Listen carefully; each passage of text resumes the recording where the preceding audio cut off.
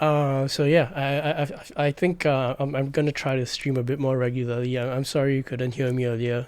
Um, like I was saying while I was on mute, the last time I streamed was like over a month ago. Like before I started my training, so I think that was like 2 months ago actually.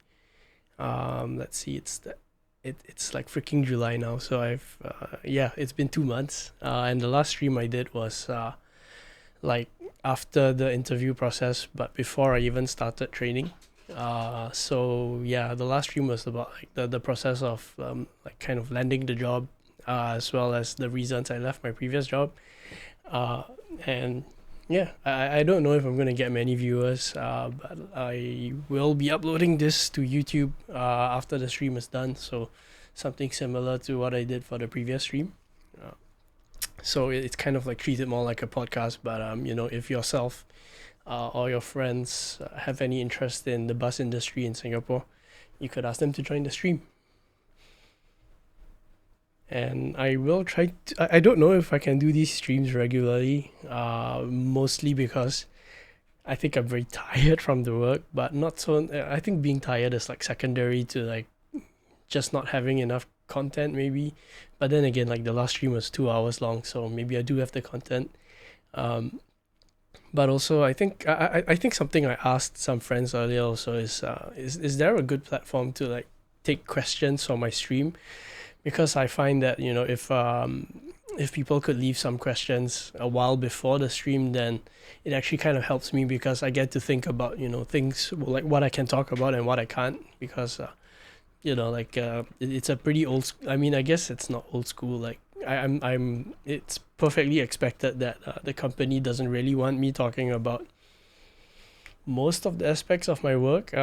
So partly because it's company policy, I don't think it's very I don't think it's a matter of like being competitive. Like you don't really have many secrets in terms of how to run a bus company, but also there's a bit of maybe national security aspect to it. Like it's public infrastructure, so there's some things which like it's kind of on a need to know basis. Like you don't really need to know what happens after I go into the bus depot, and maybe telling you about it might actually be a risk to the operation. So that I kind of get. But yeah, again, like if I could take the questions earlier, I can have a think about what's appropriate to talk about and what isn't.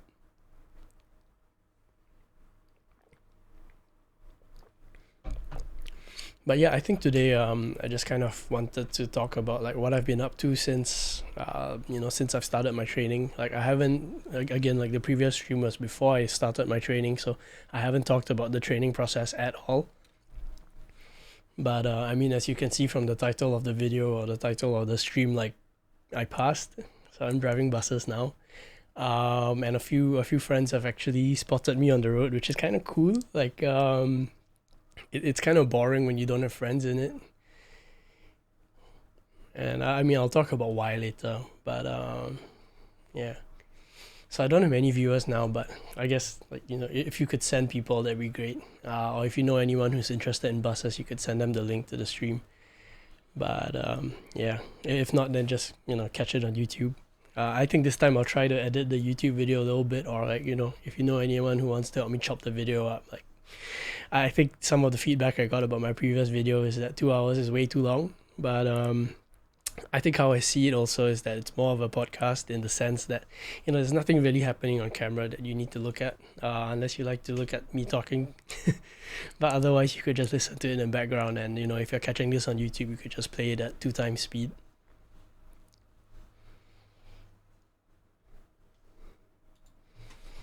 And yeah, I think I set the stream time to 8 p.m. because I expected like more people would be around. So I'm just gonna cross post it to my social media. And I also got like a mic arm so that the audio is probably gonna be a bit better, and I don't have to sit so near the camera as well.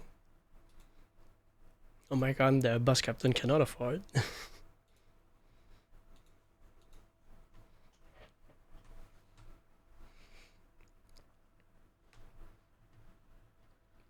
So yeah, I'm just gonna start talking. And if anyone joins in the stream later, like bring some questions, I'd be very happy to answer. So I think the first thing I wanted to talk about was the training process. I don't really know how much I can say because okay, I think I'll just start with a disclaimer that anything I tell you about like anything I express about driving the bus, it's my own personal experience and my personal opinion, and it obviously doesn't represent my employer, SBS Transit, uh, which I mean, if you didn't know, then now you know. And also like the things I say, like I'm gonna stay on this. I think the thing I'm gonna use to guide me is I'm only gonna tell you about things that you could have observed, but maybe you just didn't look closely enough. I'm definitely not going to be talking about anything proprietary. So I think kind of the boundary I'm using for it is I'm only going to tell you about things that if you were to it's going to be somewhere in public. Like it's something that you could have observed by being there yourself.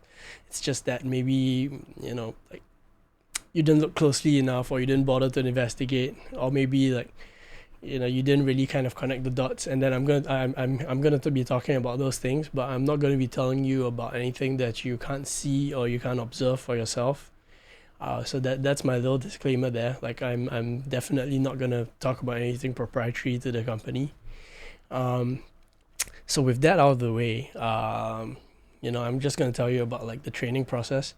So I'm sure that the training I went through was 3 to 4 weeks. I mean, I would say 4 weeks because I didn't join. I mean, I didn't start my training on.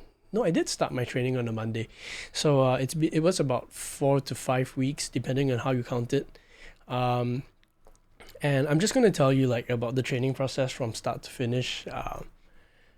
Again, without going into too much like confidential stuff, it's just stuff that you could find out if you inquired about it, or stuff that you could find out by observing. So basically, the training process starts with a week at Singapore Bus Academy. Um, so like my first official day at work for SBS Transit was not actually at SBS Transit. Like I didn't report to the office, or I didn't report to the training center. But the first week of work was basically 1 week of training at Singapore Bus Academy, which you may have seen, the signboard for it if you pass by Ulu Pandan Bus Depot, which is kind of in Jurong East. If you pass by Chevrons, you would definitely have seen it. So that it's not actually there. Like there is an SG Bus Academy there, but that's just for maintenance, like mechanical training. It's called BTSCC, like Bus Technician Specialist Certification Center or something. I don't know, and my keyboard's too far away, so I won't tell you what it is. But the actual in Singapore Bus Academy that bus captains go through, that's at E2I, which is at the Devan Nair Institute for something something. But basically, that week of training is not specific to SBS. It's actually conducted by LTA, Land Transport Authority. So this is like 1 week of common training that every bus captain goes through, regardless of which bus operator, which bus operator you end up working for. And I think honestly that was like it's actually like the high point of the training. Like it's the part of the training that I felt like the most optimistic about. Like I mean, I just had a very good vibe from it. And I think that's mostly to do with I don't think it's so much to do with like it was like my first day at work and I was excited. I think it was more to do with like it's really well designed, like the materials, the coursework, the trainers. Like it was really you can the way I feel, like again, like it's my personal opinion, my personal observation. Like I really felt like they really picked like the best and brightest, like not necessarily the most senior, but some of the trainers at Singapore Bus Academy, they were very senior people in the industry, but there were also a lot of like really new people. But I think the reason I felt like really optimistic and positive at SG Bus Academy, I'm just gonna call it SGBA, because it's really, it's a tongue twister to keep saying Singapore Bus Academy, Singapore Bus Academy. So the thing that made me really optimistic about SGBA is that you really I really felt like we saw the cream of the crop of LTA as well as the operators. Like some of the trainers that were at Singapore Bus Academy, SGBA, they were like the friendliest, most professional people, and like, they were like really good communicators. So they really managed to find the cream of the crop in the bus operators, the bus companies, as well as LTA, who like really know how to engage an audience. So it's not if you walk into if you attend a training and the trainer is kind of like very low energy and treating it as they don't want to be there, then you kind of it's basically a bad start, right? Because it's an industry of like old timers, and I'm not saying that they're not old timers, but you really don't get the feeling from the trainers. So yeah, it was a very optimistic first week, and again, like that first week is all common training, meaning we've got people from SMRT buses there, we've got people from Go Ahead and from Tower Transit as well as SBS Transit attending this common 1 week training at the start of their career. Really excellent. It covers kind of because I don't know if like I don't know how well like people watching this know the Singapore bus industry, but basically in I think 2016, but I could be wrong. Our Land Transit Authority, so basically the government had purchased all of the most of the fixed assets from the independent bus operators. So like most of the bus fleet in Singapore, as well as most of the newer depots, interchanges, and so on, they're all now property of the government. And then they're leased to the operators. So it kind of makes sense that that first week of training, now that the fleet is owned by LTA, now that the service standards are set by LTA, as well as it's just in general like because LTA now owns everything and the operations are kind of like tendered out, so all the operators are literally just operating it. I kind of love that the training was brought in-house to LTA. So regardless of which company you work for, like SMRT, Go Ahead, Tower Transit, or SBS, you've gone through this same like customer service training, you've gone through this same training on how to operate like the fare collection equipment, how to operate the fleet management system, how to identify whether you're late, you're early, how to handle like incidents, how to handle accidents, how to do like service recovery. It was very comprehensive training that I'm really glad that the government actually kind of took it back, and that's because like that I mean you can kind of see the rationale for it, like because I think pre 2016, like maybe in the early like late 90s, early 2000s, you would have very different customer service standards between companies, like and I'm really glad that it was kind of brought in-house. So there's some things like there's some things that I can't talk about because it's to do with some of the customer service standards, like the public doesn't really know about it, but there's some very simple things such as like how many wheelchairs we can board on a bus, and how do we handle like expectations in terms of like when the bus is full or when the bus is late, the bus is early, when people are not able to board the bus, when people with disability, or even simple things like no eating or drinking on the bus, or like no bringing of pets onto the bus. All of these are like common service standards which really make sense to bring in-house for the government itself to provide the training. So I think that was really good. Like it was a really positive thing, and the slide decks that were being used during that 1 week of Singapore Bus Academy training were like really professionally done, and the fact that it was held in-house at E2I, which is it's run by NTUC, but they have government funding, so the venue is comfortable, like the projectors are great, the computers are great, the speakers work, like just really good start. So I was really happy with that first week at SG Bus Academy. And at SGBA also, like you have to pass that first week of training, so it's not like it's not so much a training as much as it is like a certification. So yeah, so if you don't pass that 1 week, you can't proceed to your further training to be a bus captain with SBS or SMRT and etc. Okay, let me mute that. Fuck, how do you mute Telegram?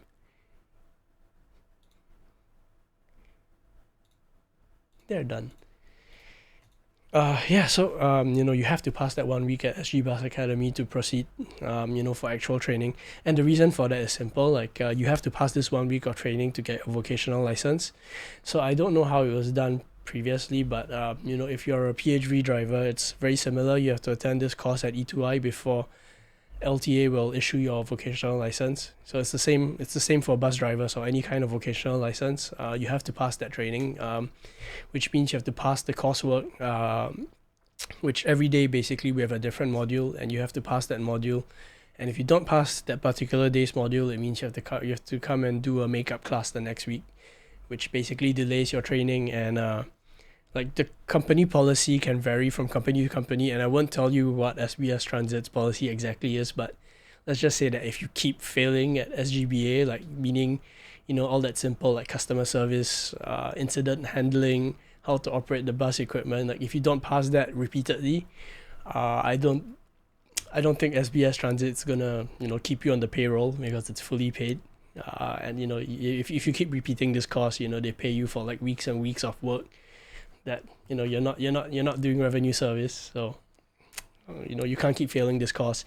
And I think one of the observations that I had from this course, which is going to repeat itself actually like more generally during my training, is that the bus industry in Singapore is quite interesting in that it's bilingual and it's bilingual only in English and Mandarin, which means that it's Mandarin Chinese. So either you take the English course or you take the Mandarin course.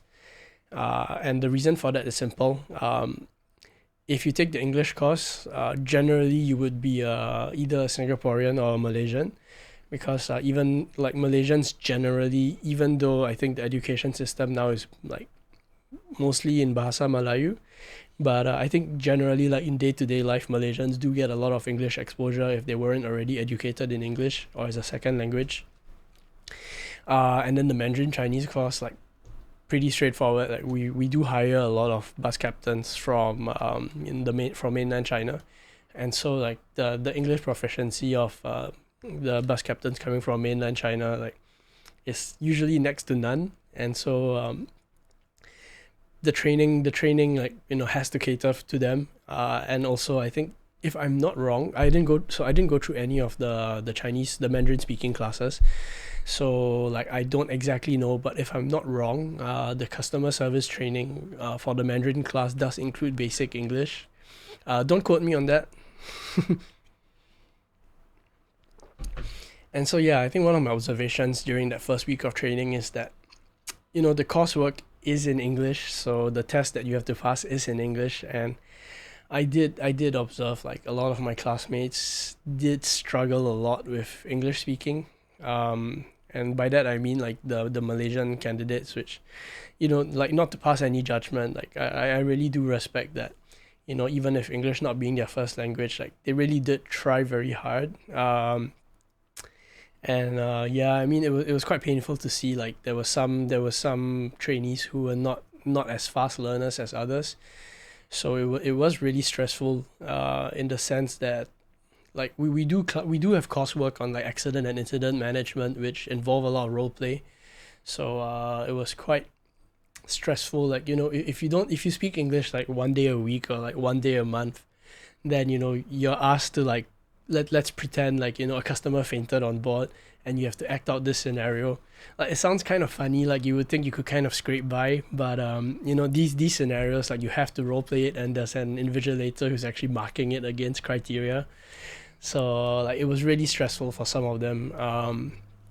And if I'm not wrong, like I think some trainees actually resigned during this process, or like upon like not passing, or just the stress of the 1 week of training at or 1 week of coursework at SGBA. Like some of them actually kind of stress resigned. Again, I'm not very sure, but basically there were some faces I saw during my first week that I didn't see during the next couple of weeks of training. So I think that's what happened. I've gone on long enough about my first week. So after that first week at SGBA, basically, and this is just for SBS Transit, because SGBA is like that 1 week that's in common for all the bus operators. But after that, I had to do another 4 weeks of training with SBS Transit. I won't go into too much detail about what the training actually entails because some of it's confidential, and I did sign a social media policy, so I'm not going to talk too much about it. But it's basically split up into 2 plus 2 weeks, so it's 2 weeks of basic training and 2 weeks of advanced training. And I think the basic training, there's like 1 week of theory and 1 week of practical. So the first week of theory training, I can't tell you too much about it because some of it is like company policy that like it's kind of like too powerful for you guys to know about, because then like what you can get away with. But the basics of it is it's kind of repeated again from what we learned at SG Bus Academy, but these are like just internal.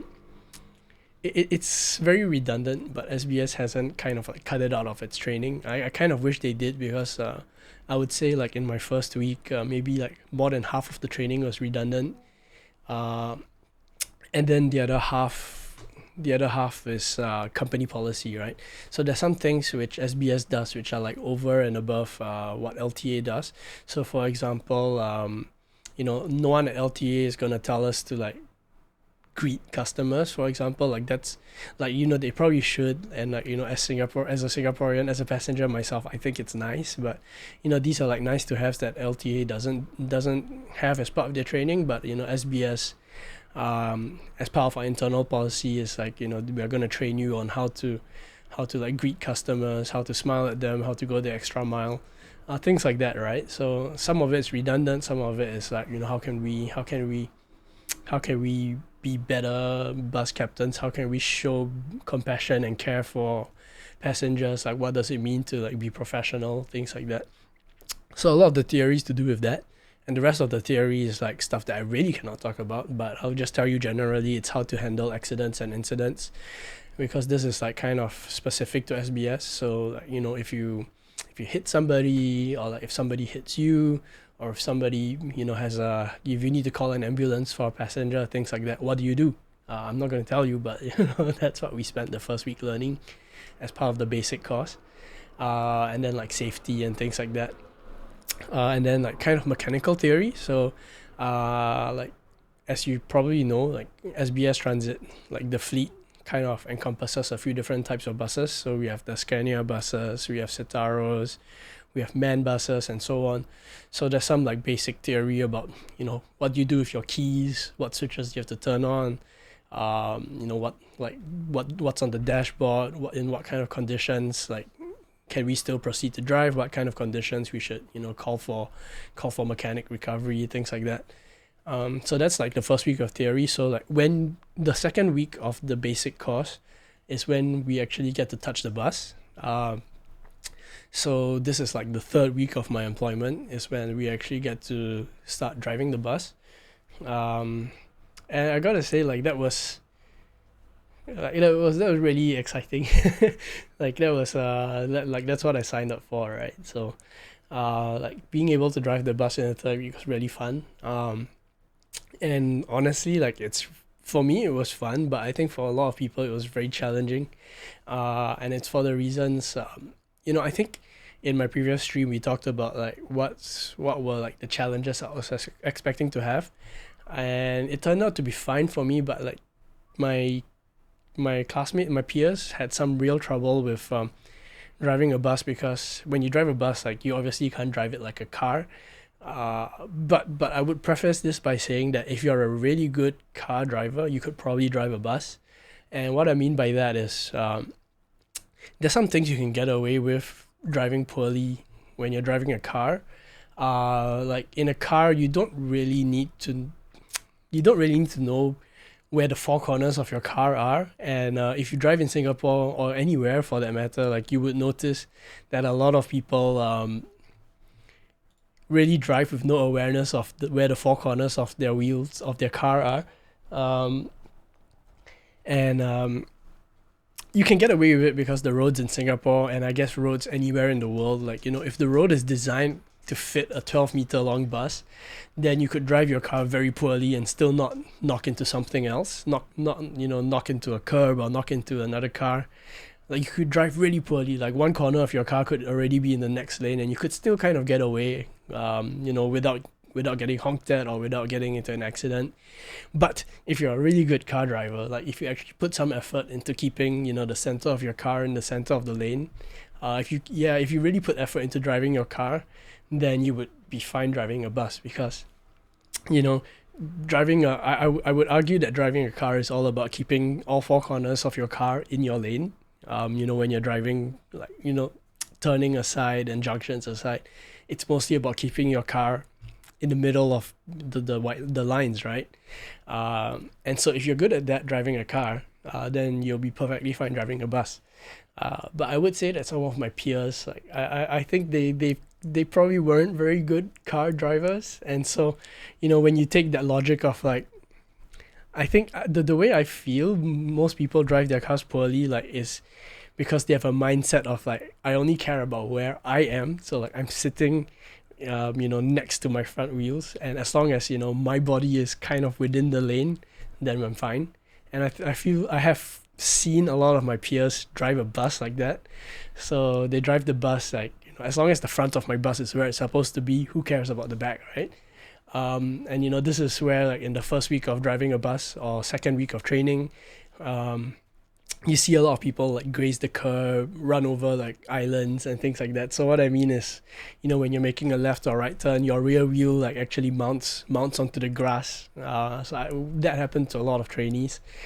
And honestly, I thought it would happen to me as well, but I think there's kind of two main like hit spaces it comes to when driving like a very long and very rectangular vehicle, which is like, where are your four wheels? And look at them, because I'm a class 4 license holder, which means I've actually learned to drive large vehicles using a lorry.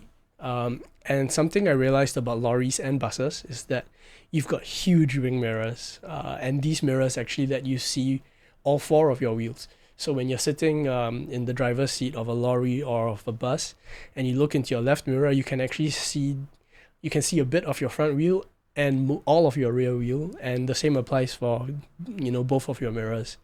So basically, there's a fail-safe way of like driving a bus anywhere. And I literally mean anywhere, which is just to look at your mirrors and make sure what's going on behind you is not going to hit anything. And as long as the rear of your bus clears, then you're fine, right? Obviously, like, I think the other thing to it is that you're sitting in front of a very big windscreen, so a very big, like, is it called a windscreen? Yeah. So even if you're looking at the mirrors, like, you will still have like full peripheral vision of what's going on in front of you. So I think one of the tips that some of my better trainers gave me were, when you drive a bus, don't look forward, like don't look only at what's going on in front, but just keep looking off to a side, to both sides, because even while you're looking at your sides, the peripheral vision you have is, you can still see what's going on in front. So I think that was like really the best tip I got. Were those the two things? Yeah. Just know where your wheels are, and if you don't, just look in your mirrors, and you can drive your bus basically anywhere. And I guess like a third thing would also be, just know your turning radius, which is it's really simple, because like it's the same for all buses. Like the wheelbase of almost every bus is the same, which means that there's certain things, like the turning radius is always the same. So you just need to like know your visual references, like where your shoulders are, where the middle of your windscreen is, and so on. As long as you know like where to execute your turn, like it's gonna work every time. So for us, it's like our parking lots, or like making left or right turns in Singapore, or entering the bus stops and so on. Like, you just need to know, like, as long as this part of your body or this part of your bus has met a certain point on the road, and then you execute your turn, like, you will never hit anything. So that's like the other thing about driving a bus.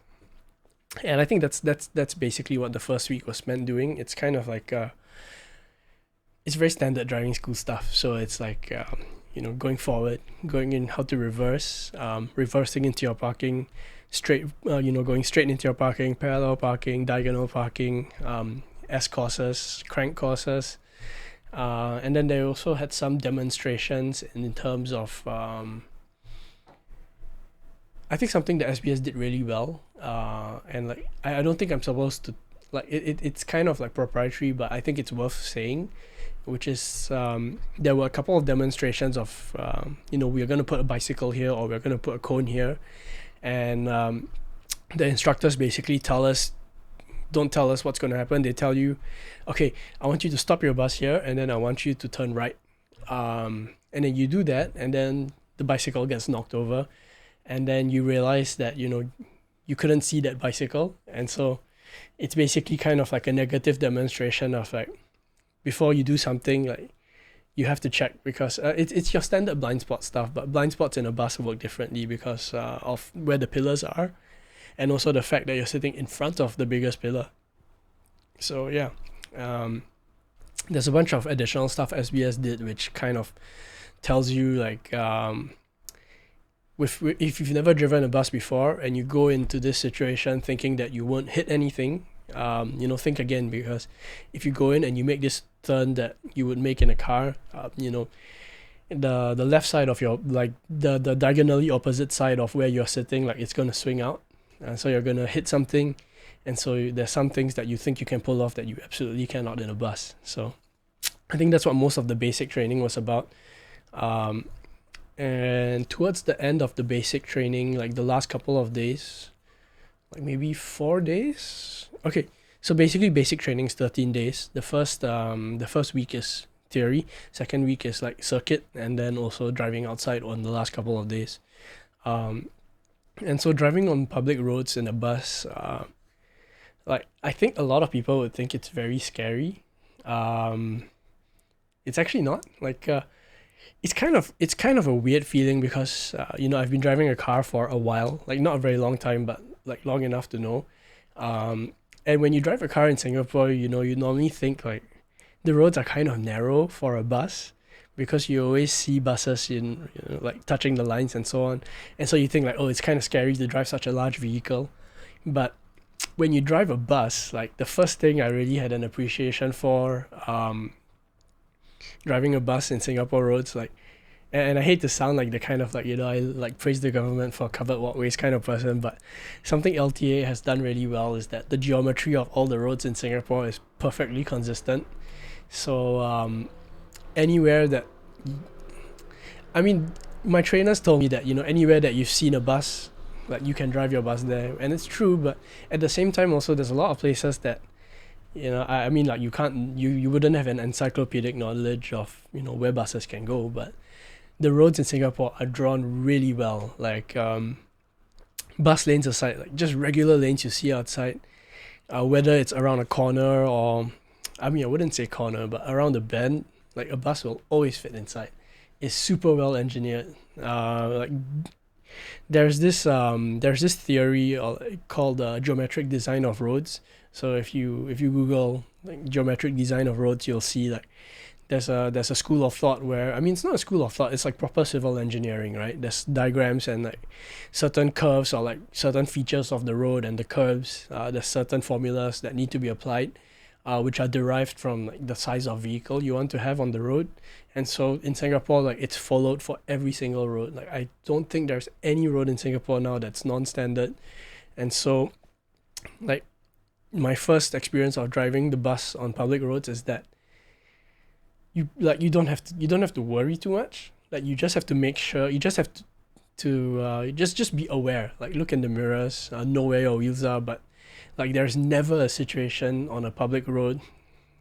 I mean, with certain exceptions, like in housing estates, like obviously roads that are leading to places that a bus could never go, like a car park or a pickup area that's not designed for a bus. Like, those aside, like practically every road in Singapore, it should be possible to drive a bus into it without hitting a curb.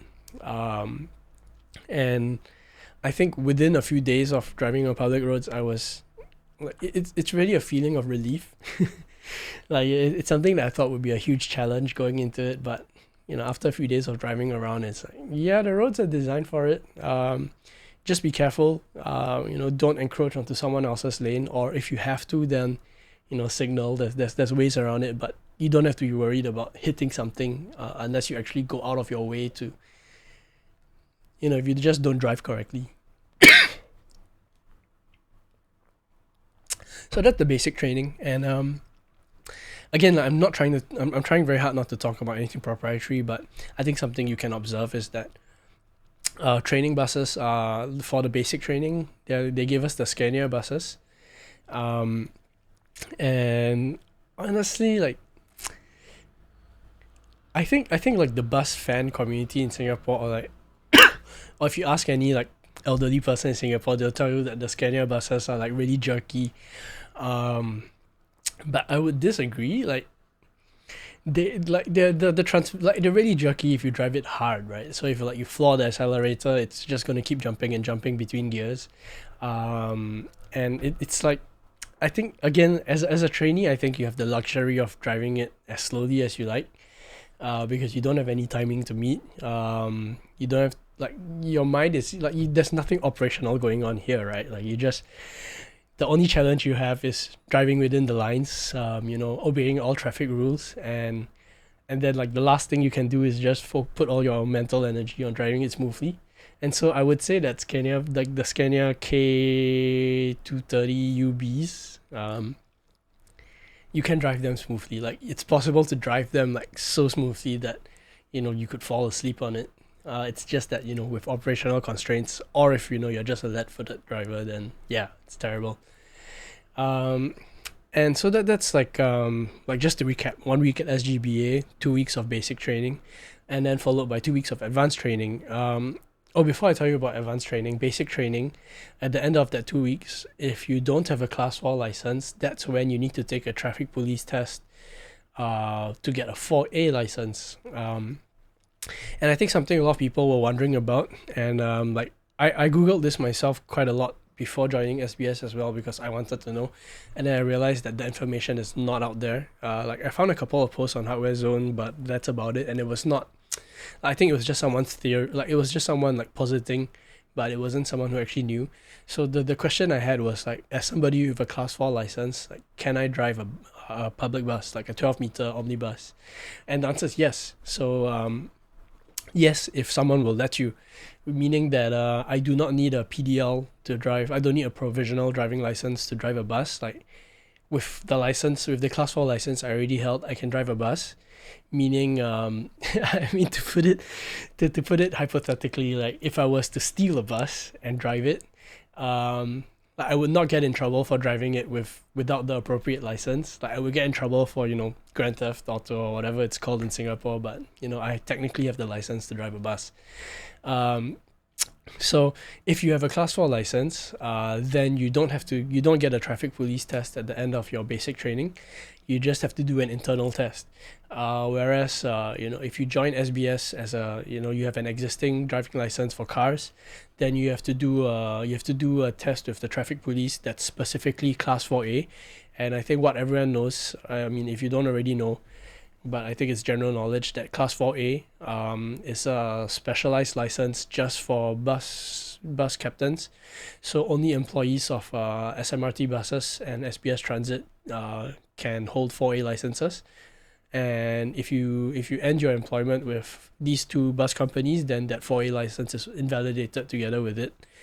And so the difference is that a Class 4A license a Class 4 license is a general license where you go to a driving school and you learn to drive a large vehicle, which the Canon large vehicle they give you is a cab over lorry.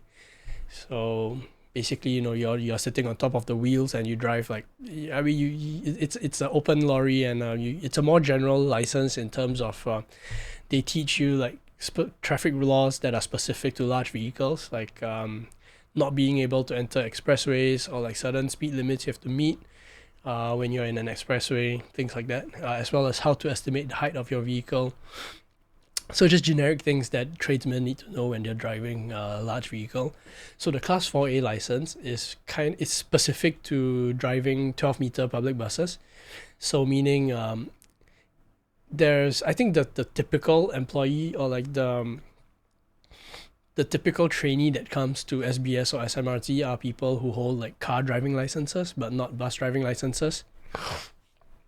And so to get a class 4A license, you learn driving a large vehicle in a bus, and you are tested in a bus, and this license is only valid for driving a bus. Meaning to say that even after you've gotten this class 4A license, you can't drive a lorry, you can't drive like a trailer, like you can only drive a public bus. And so like coming back to the point of the basic training, at the end of basic training, for most people who don't hold a class 4 license, someone from the traffic police comes down and sits in your bus, and then you drive on a test route as well as in the circuit. And then it's identical to class 3 and class 4 in terms of the passing criteria, which is you can't score more than 18 demerit points, and most of these are kind of common to like class 3 license as well, which is like, striking the curb is immediate failure, things like that. And yeah, I think I didn't have to take a class 4A test, which I'm really happy about, because that means that, if I was to leave the industry and come back, then I would just have to do the internal test again. But none of the paperwork, and I don't have to update my license, things like that. But on the flip side, like for me to pass from the basic course, the internal test that I have to take was much stricter than what the class 4A trainees had to go through, because for the internal test, it's not conducted by traffic police, it's just conducted by SBS trainers themselves.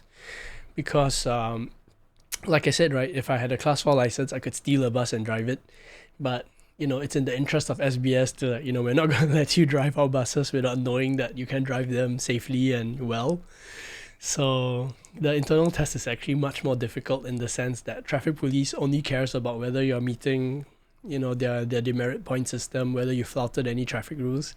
But the internal test is much more, it's like tailored to what SBS expects from their bus captains, meaning that, other than observing that you don't break any traffic laws, so in that sense, they have to meet the criteria of traffic police and exceed it a bit, because other than all the things that traffic police are testing for, the SBS instructors also watch for like how smoothly you're driving. So like the criteria of traffic police and SBS transit trainers for, like, if you're going to step on the brakes, I would say that the threshold for traffic police, and this is just my I'm just extrapolating, right? I don't know this because I haven't done the traffic police test for class 4A, but I would assume that, if you brake like mildly hard for traffic police, like you could probably get away on the technicality of like, I didn't jam the brakes. But at SBS Transit, like if I was to jam just as hard, and like if I braked hard enough that you could assume, I mean, we don't drive with passengers for a test, right? But if I braked hard enough that someone would have fallen down, then the SBS trainer is probably inclined to give me like pretty heavy demerits, because they're not passing me on the technicality of what it takes to hold this license. They're passing me on the basis of like, can I drive like well enough with passengers that SBS would be willing to let me do it. And so it's about like driving in a comfortable manner, and also stopping at bus stops, and again, like stopping at bus stops, like I think the traffic police test also includes that, but the SBS trainers, like, they don't just watch for like the technicality of whether you can do it. I think the SBS trainers, again, like I think, right, it's my opinion, the SBS trainers are actually watching for like the quality of how you do it. Meaning, when you open and close the doors, like, are you actually observant? Are you observing the correct mirrors? Are you looking like at the passenger who could have been boarding?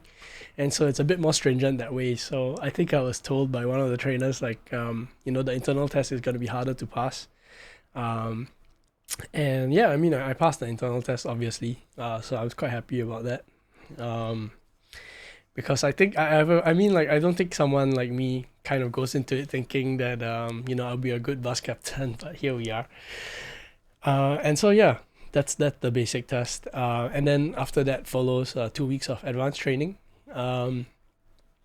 which I mean, it's quite funny because the basic training kind of prepares you for what the traffic police expects, but the advanced training prepares you for, real world driving as a bus captain. And I didn't know it back then, but once you pass that 2 weeks of advanced training, like you could be driving passengers in like within 3 days. So I honestly I was a bit shocked after passing, but I'll tell you about that later.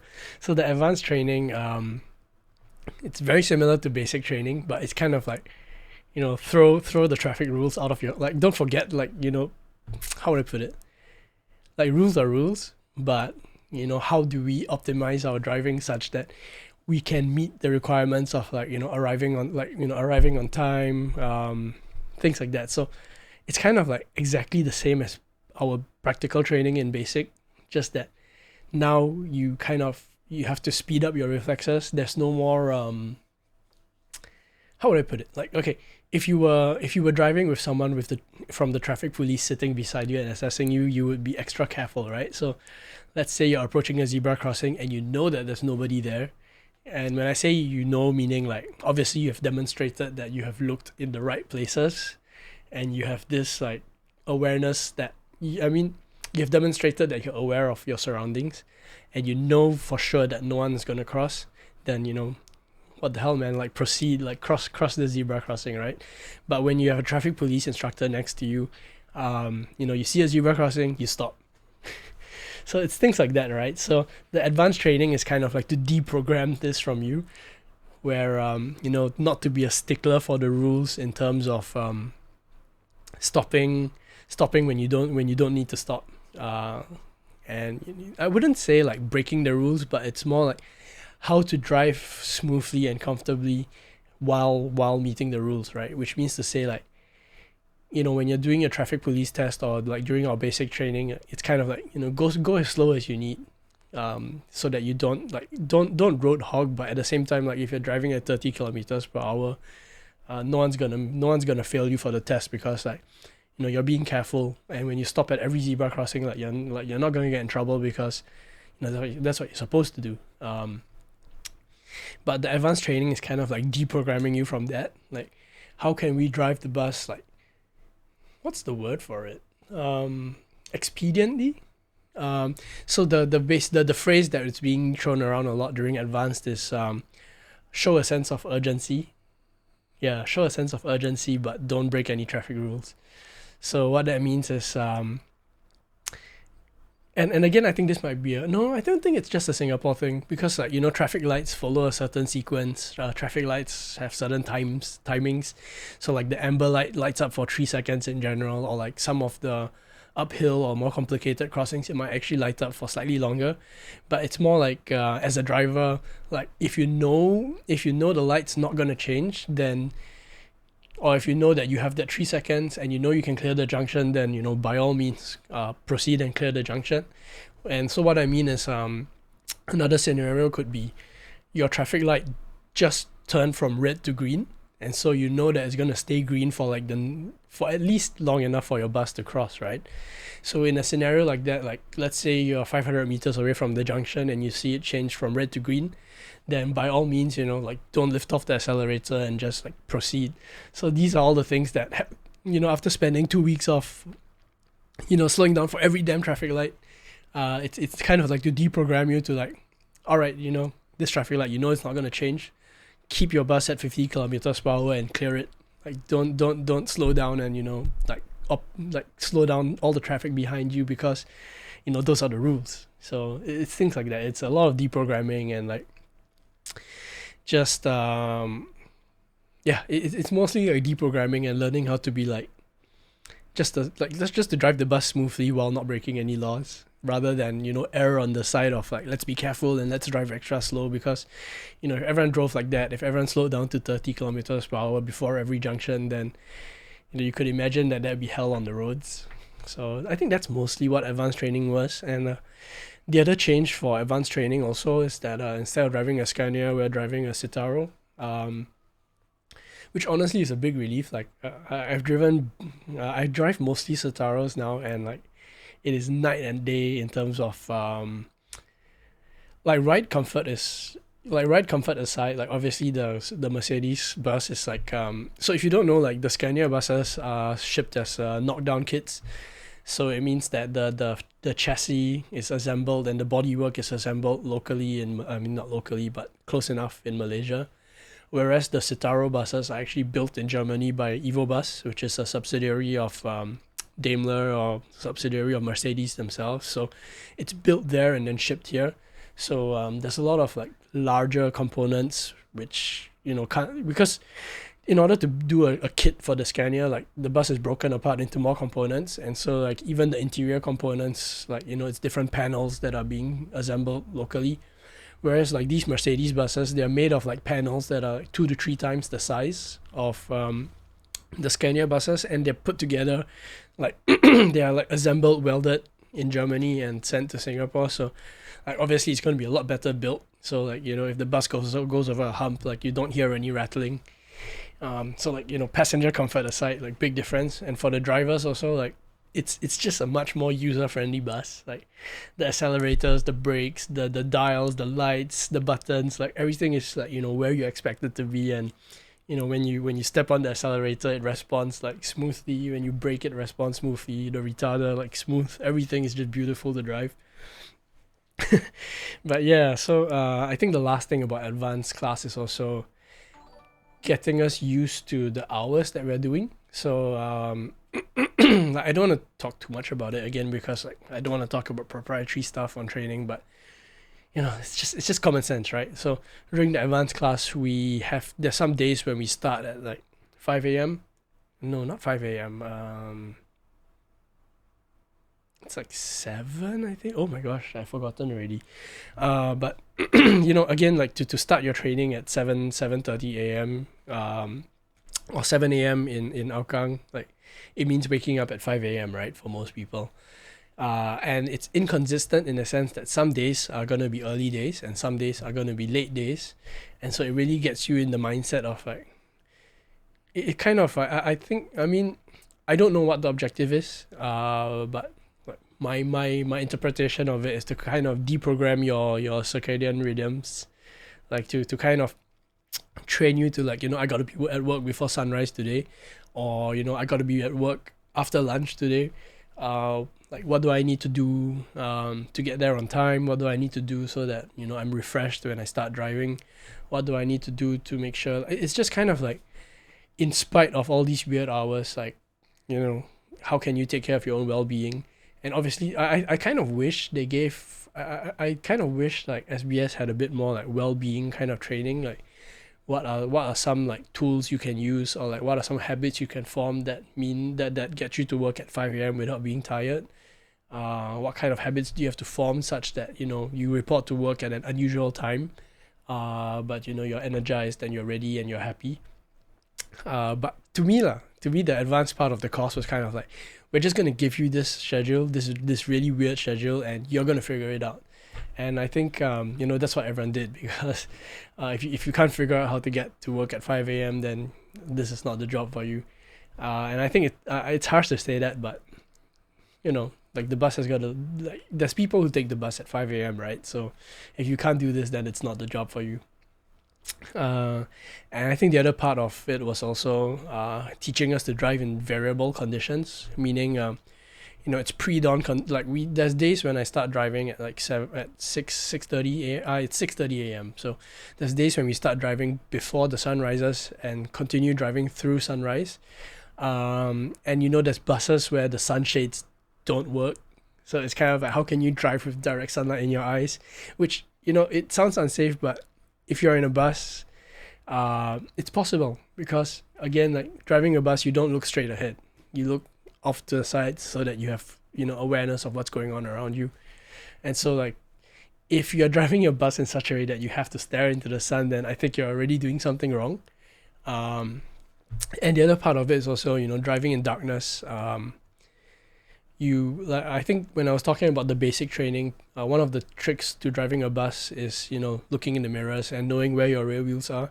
That's not possible when you're driving in the dark sometimes, and that's the other part of during advanced training, there's some days when we're driving before dawn or like after sunset, and you can't really see your rear wheels.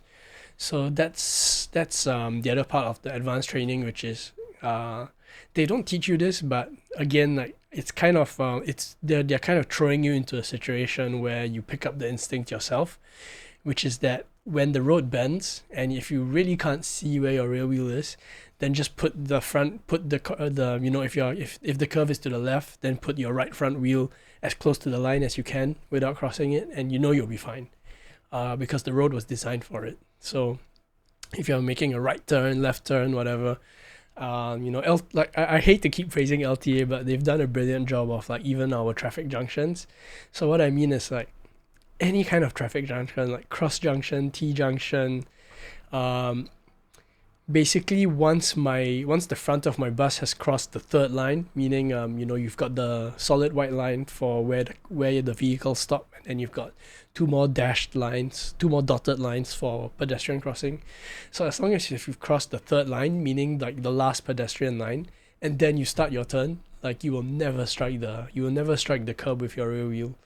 So driving in darkness, like you start to trust a lot of the road geometry. Like you start to trust, no matter where you are in Singapore, as long as you follow, like as long as you've crossed this line, or your wheel is hugging that line, and you drive in this like corner or this curve, like you will never ever mount the curb. And that's another like really valuable part of the training.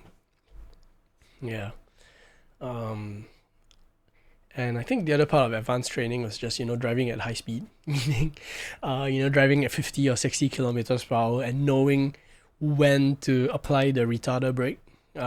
So for those of you who don't know, like buses as well as other like heavy vehicles, there's two braking mechanisms.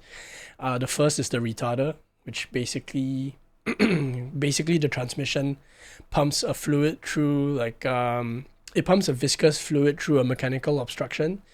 And so the the kinetic energy of the bus is turned into friction in this viscous fluid, and then the heat is passed out through the radiator, and so that actually allows most of the braking of the bus to go into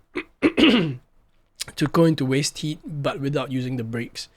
So if you've ever been on a modern bus and like it's braking gently and you hear like a whining sound coming from the engine, that's the retarder. So when we're driving at high speeds, like 50 or 60 kilometers per hour, if at an appropriate distance, like a sufficient distance, we press very lightly on the brake pedal, we get this like really smooth retarding action from the engine, and it's like super comfortable. It saves the brakes, and it's like that's how we're supposed to brake, right? So that's the other thing that we get to do in advanced that we can't in basic, because in basic we're driving at like 30-40 kilometers per hour. It's almost too slow to trigger the retarder. Yeah, so that's the advanced training, and as part of advanced training also, by the time we go into advanced training, we've been assigned a depot. And so generally each depot, like there's a few service routes which are set aside for beginners, like the easier ones generally. And so we also, during the advanced training, we also get to like visit the depots and visit the interchanges, and we have to memorize like 2 or 3 of the services that we could be posted to.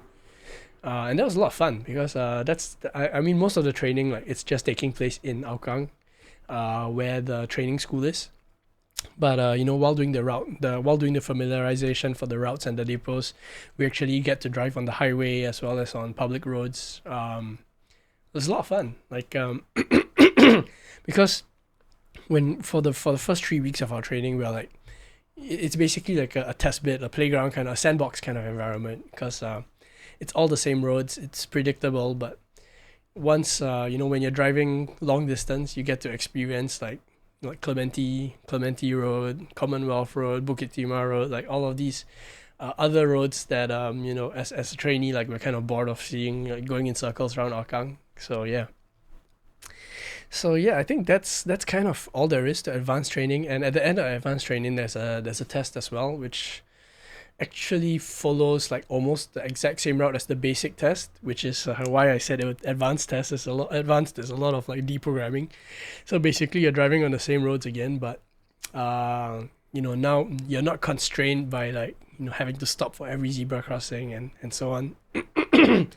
um, so it's like now that you're following practical driving rules instead of making the traffic police happy. Like you kind of do the same routes, the same test, but this time the focus is on you don't get to do it slowly anymore. You know what I mean? So like traffic light turns green, you can't just slowly accelerate. Traffic light turns red, you can't like brake from like a long way away. When you see a zebra crossing, you can't slow down to a crawl. Like you have to demonstrate that you have like practical driving skills. So you have to demonstrate that you have like the judgment required to drive on public roads in revenue service. So it's the same test, but no road hogging. Don't commit like you still can't break any of the laws, but this time you have to do it smoothly and quickly. So that's basically how to pass the advanced test.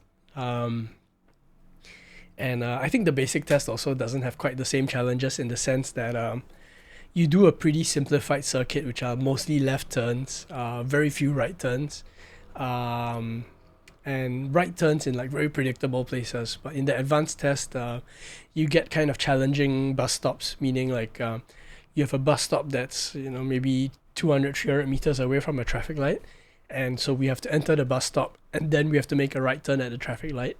And this is like during peak hours, so it's kind of like, how do you, again, like you don't break any traffic rules, meaning like you can't squeeze your way in front of a car, because one of the main traffic rules you can't break is to force another vehicle to take evasive action, right? So it's kind of like, how do you not break any rules but still make your way across the road in a really short distance without pissing anyone off, meaning like again, like evasive action. You can't put your hand out. All you can do is just signal and kind of just move your bus in a way that the cars can see what you're trying to do and give way to you. Or how can you hold up traffic until it's safe for you to cross without making somebody impatiently horn at you, right? So it's a bit more difficult to pass the advanced test. And honestly, like after passing the advanced test, like the training wheels come off. So now I'll tell you about what happens after passing out. So I'll just recap like the timeline, right? So the first week I spent at SGBA, which is a course that's conducted by LTA for all of the bus operators, so common coursework, and then 2 weeks of basic training, which is like 1 week of theory and then 1 week of like like your first experience driving a bus, and then 2 weeks of advanced training, which is how to still follow traffic laws but drive like in an expedient and safe manner. Sense of urgency, right? It was the key word. So like, don't break any rules, but demonstrate some sense of urgency. So like no like hesitation, no slowing down when you don't need to. So that's like the first 5 weeks of employment. And so this is all the stuff that I've been up to instead of streaming. Yeah. And yeah, so 5 weeks since I joined SBS Transit. So I joined holy shit, I don't even remember anymore. When was my first day of work? Let me check my calendar. It's basically a week after like my last stream, right?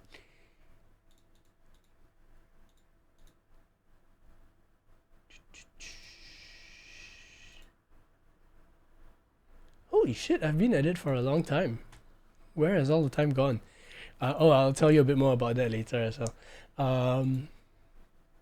All right, so I started my training at SGBA on the 17th of April. So it's been like, let me see.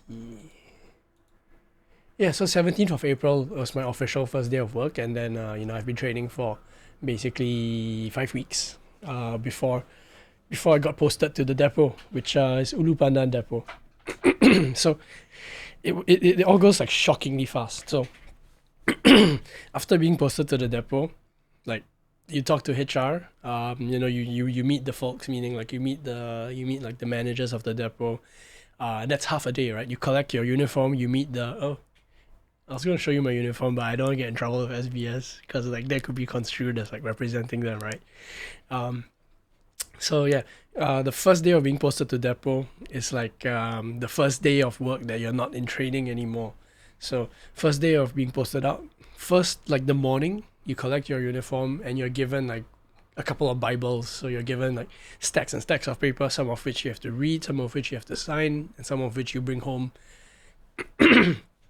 And then you get to meet the managers and the deputies of the depot.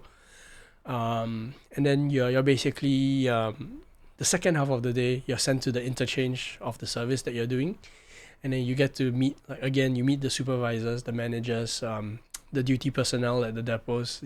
Exchange numbers, safe numbers. They show you where the toilets are, where the canteens are, so on. They introduce you to like some people that you could talk to if you need help. So that's like your first day after training. Second day, so second and third day, you're given 2 days to be attached to a mentor. And basically, the first day is an off-service mentorship, meaning you're loaned your mentor is loaned the bus, and like you already know which service you're gonna drive. So the mentor just the two of you like we take this bus and we just go around like as if we were on revenue service, like what do we do with the bus from the depot to the interchange, and we drive on the route a couple of circles, and then we so the mentor drives first, and then I take over, and then I drive like the same off service routes, the same service routes, and it's kind of just the mentor is just assessing you like can you do this, right? So you're not driving to any time or any like timings, like all the systems are turned off, no fare collection, and you're just driving as if you're on revenue service, and your mentor is just assessing you on like if I wasn't here, can he pick passengers up, can he drive, like just getting a sense of like basically like in our timetable, the intervals between bus stops could be like 1 minute, could be 0 minutes, could be 3-4 minutes. So the mentor's kind of watching like, what you do with traffic lights, what you do with during peak hours, even after some delays are introduced, like are you able to catch up, are you able to show some show some judgment in terms of like, all right, there's no one in this zebra crossing, let's cross it at full speed if we've looked and there's nobody within any reasonable radius that they could possibly cross, then let's just take this at full speed. Or like this traffic light, you get a sense that it's not going to change, and obviously how would I put this, if the mentor gets a sense that it's going to change and he sees you floor the pedal and then obviously you're gonna get an assessment of like you're not ready to drive, right? But on the other hand, like if both the mentor and you have a good sense that it's not going to change, and you cross the traffic light at 40 kilometers per hour, 50 kilometers per hour, then that's a good judgment, right? So it's things like that. So again, like full safety, but given all the safety, if I've shown that I'm capable of driving the route, then the second day, so the first day is again off service mentorship. Technically second day, but first day of driving the bus, driving the route, the service route. The first day is off service, and the second day is like real service, meaning your mentor actually gets the same timetable that I'm gonna get for my bus driving, and he's driving revenue service. So like the bus numbers on the electronic display, we're picking passengers up. Mentor shows me like it's basically like an example of like how it's done, and then if I'm confident, the bus is handed to me, and I'm like, and he basically tells me like, all right, you drive, you pick passengers up, and then he'll just sit back and chill out and watch. So that's what we did. Second day revenue service, like I picked up some passengers. I actually have a video of it, which I can't show here, I guess. I know I could, but I'm just not set up for it. Second day already picking passengers up, and then I think what really shocked me and gave me like massive imposter syndrome was on the third day of being it's the fourth day of being posted out, third day on the bus on public roads, like I was just doing revenue service on my own. So that was honestly quite scary in the sense of like I did one day of this. We like my mentor and I drove the service for one day without passengers. Second day we drove it with passengers. Third day I report to the depot and I'm on my own. So that was honestly quite scary. And I'm not saying like I'm not qualified. Like obviously, like I've got all the qualifications. I've passed the tests. I've had the right amount of practice. But you know, like the third day that you're at the depot getting into a bus and you're just on your own, that's quite a scary feeling. Like and your mentor is back to work, right? So my mentor is like driving his own service on his own schedule. So like I've got nobody to call. Um, but what? Thankfully, like nothing went wrong. First day at work, just did a full shift picking passengers up. It was quite chill, honestly. Like I don't think that's gonna be true for everybody, but and I think I got lucky. But yeah, so if you guys don't already know, like I'm currently driving service 120, which is a loop service that goes around Bukit Merah. I mean around Telok Blangah Heights, but it passes through Bukit Merah and Alexandra Road. It's a very fun service to drive. Like it's got quite a good mix of it's a housing estate, but it's also major roads like Alexandra Road. It's got a good mix of like it's got students, it's got working adults, it's got senior citizens as well. So it's a very fun mix to drive. And it's all roads that I'm familiar with because like I live around I live in Telok Blangah, so like the places I hang out are all along the bus route anyway. So yeah, it was very fun. It is very fun, and I'm having a blast. I kind of wish you guys had questions for me, but um, I think I'll go into some more general content about bus driving, like some of my nitpicks, which again are like my own opinions. The first of which is Singapore drivers, and it's quite universal. Yeah. Uh, yeah. Before I complain, let me go to your questions. Okay, so like that, I Sifli asked about a door insert thingy. So I like 3D modeled a little bucket for so this is something that I think as a passenger you'll never see. And I don't mean this bucket because like no one gets to see this bucket except me, but like basically the interior, like the driver's cabin. Um, well, I'll talk about the Scania one first. The Scania bus driver's cabin is like barren. Like I think there's a water bottle holder, but it's really small, so you can't really put a bottle in. And then there's like your bag literally goes on the floor. So I hate Scania buses because like you have to put your bag on the floor and like there's nowhere to put your stuff. But on the Mercedes buses, on the inside of the driver's side door, there's there's a cup holder and a little cubby hole. So I put my stuff in there, like my bottles, I carry wet wipes with me. Like not sponsored, but I carry these antibacterial wipes, generic.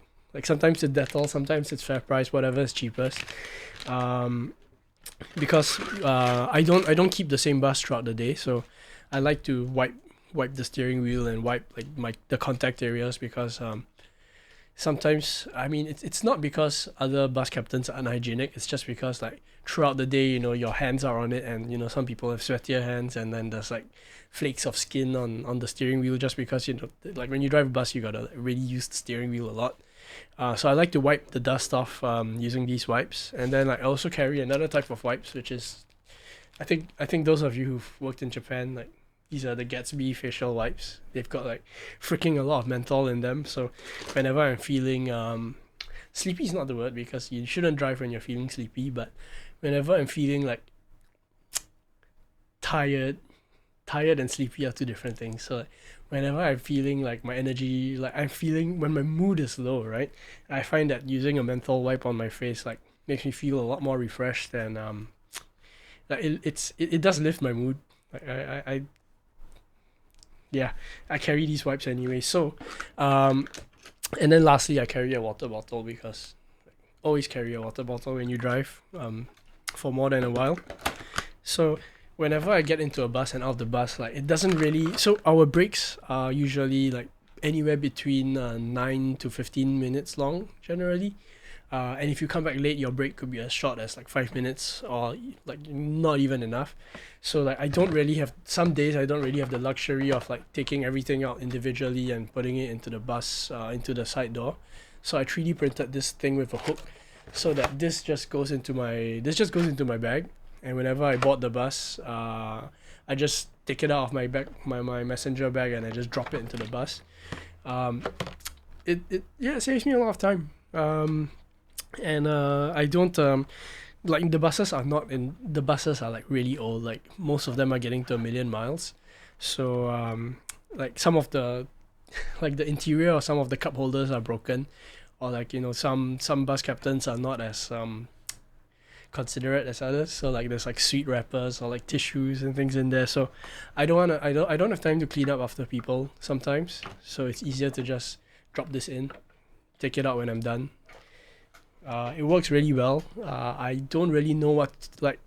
It's a convenience I wish more bus captains had. I don't really know what to do with. Yeah, I don't know if I should like sell them or like. Yeah, I really don't know what to do about it. So, I think I'll just wait till somebody asks me about them, and then if they want it, I'll just print it for them at cost. I love it. Like this is a lifesaver, and I hope I continue to drive Citaros because I really love the experience of like just taking this bucket in and out of my bag and dropping it into the bus, and I'm ready to go. Um, so yeah, that's about the door insert thing. Did anyone wash out during the advanced training segment? So people actually, I don't know if I can talk about it, but I guess this is the kind of information you can find out by asking like friends of bus captains. Like it's not really any secret, but and it's like just to be clear, it's got nothing to do with SBS. Like this would have happened at any company, which is that people actually quit during all phases of training. So first week at SGBA, basic training, advanced training, people quit, and the reason is because during the training, we learn a lot of like service recovery, incident management, accident management, and as part of this, we are given like actual footage of accidents, incidents, as well as like customer arguments, things like that. And I think a lot of people who applied and started training at SBS or even SMRT, Tower Transit, Go Ahead, whatever it is, a lot of them like didn't realize how much like customer facing we are, in the sense that I think a lot of people came into this thinking, if somebody has a heart attack on my bus, I don't really have to do anything. Like I just drive the bus, right? Or if somebody falls down on my bus, or if somebody has a disagreement on the bus, or if someone complains to you about something, like if someone comes to you and says like, Captain, I think you're driving too fast, or you're braking too hard, or like what's wrong with you, or like things like that.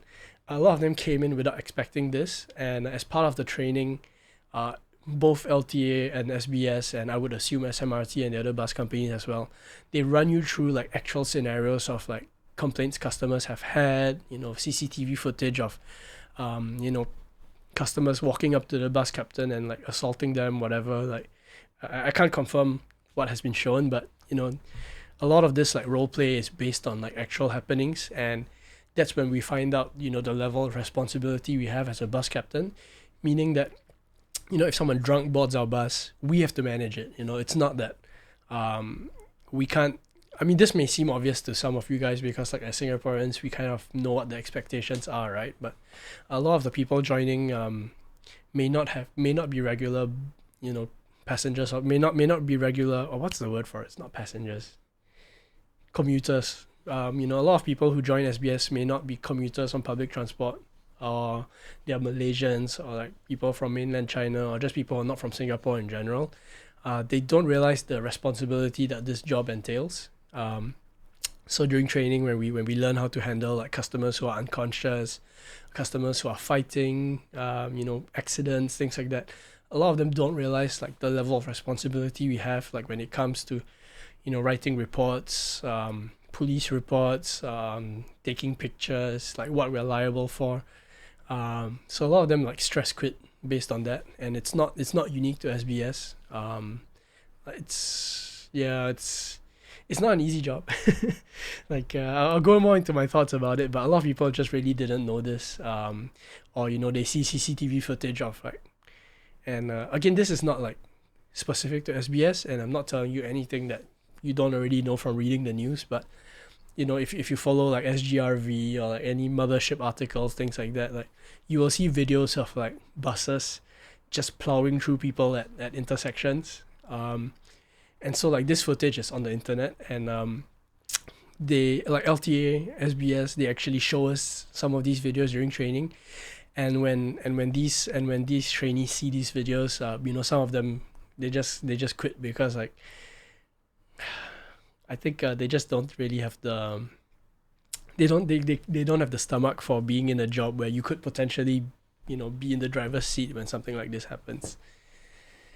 So that's people resign throughout the training. It's not just during advanced training.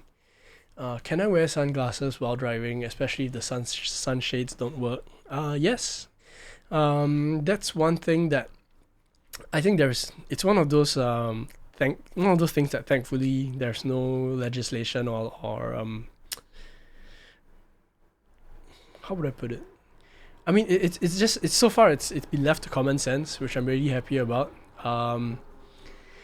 It's kind of like if you want to drive with your eyes closed, like that's your own damn problem, and you just take the consequences that come with it. So yes, we can wear sunglasses. Like there's nothing. I don't think there's anything in the company handbook or LTA's handbook that says we can't wear sunglasses at night, even if you want. It's just, obviously you're putting yourself in a situation where you can't drive properly. Then just be prepared to answer for it when you do, if you get into an accident. And like there's no way you're escaping. Like there's gonna be footage of it, like either from your passengers or from pedestrians or from the bus CCTV. Like if you do something stupid, like you just have to stand by it.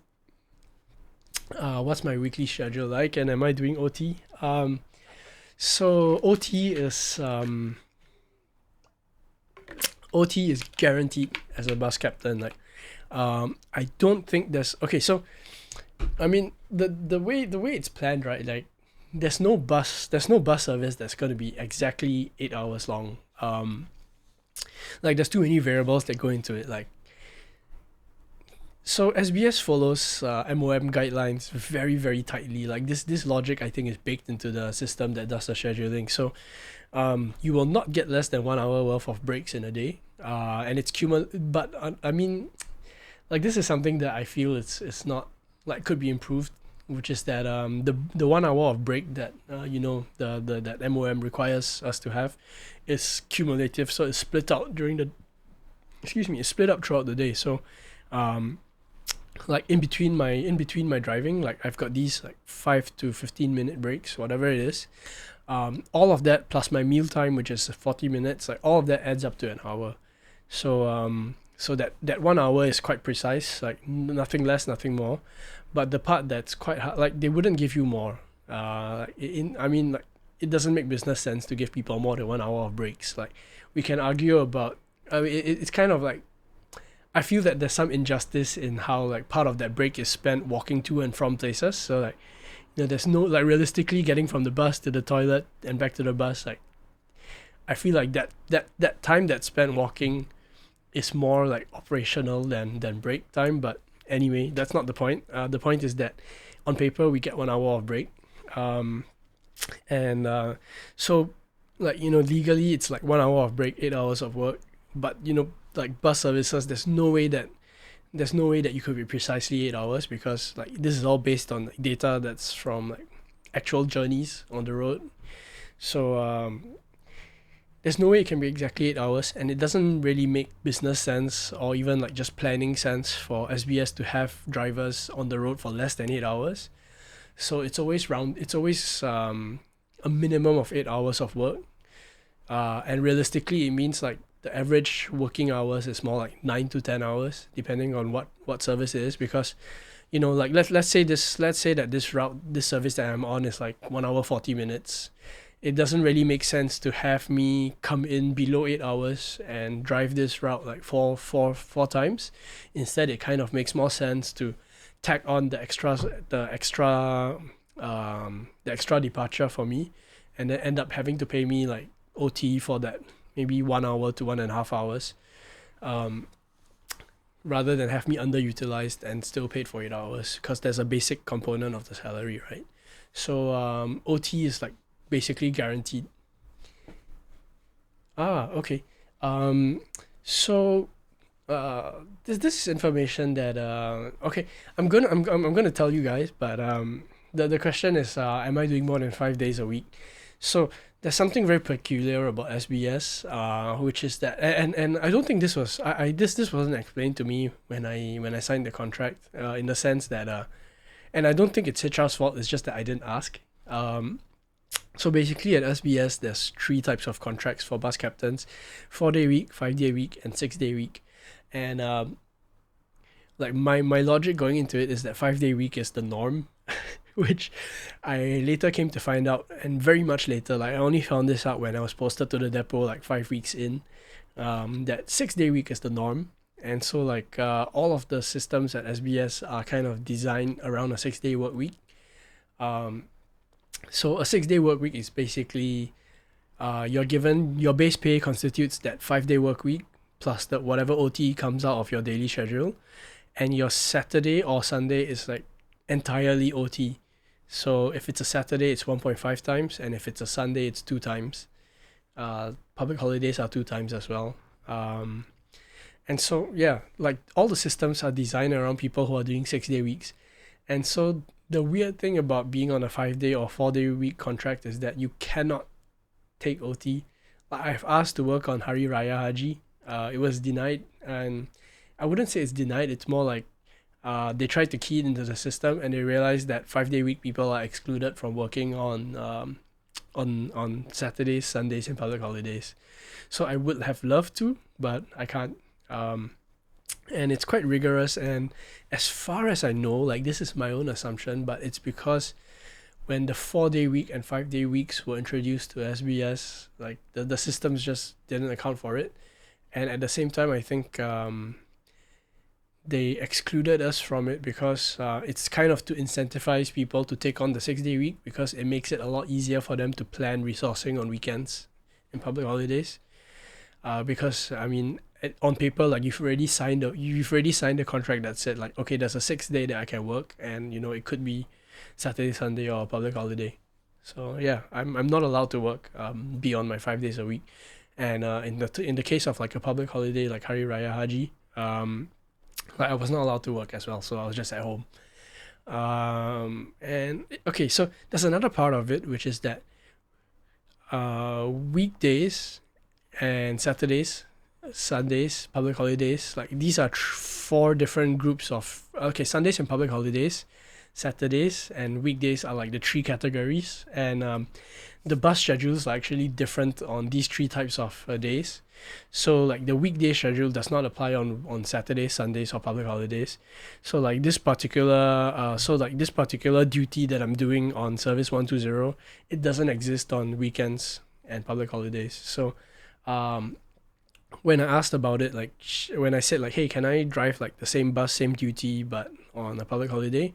Because like I'm quite I'm accustomed to waking up at this time and going home at this time. Like I want to keep this routine.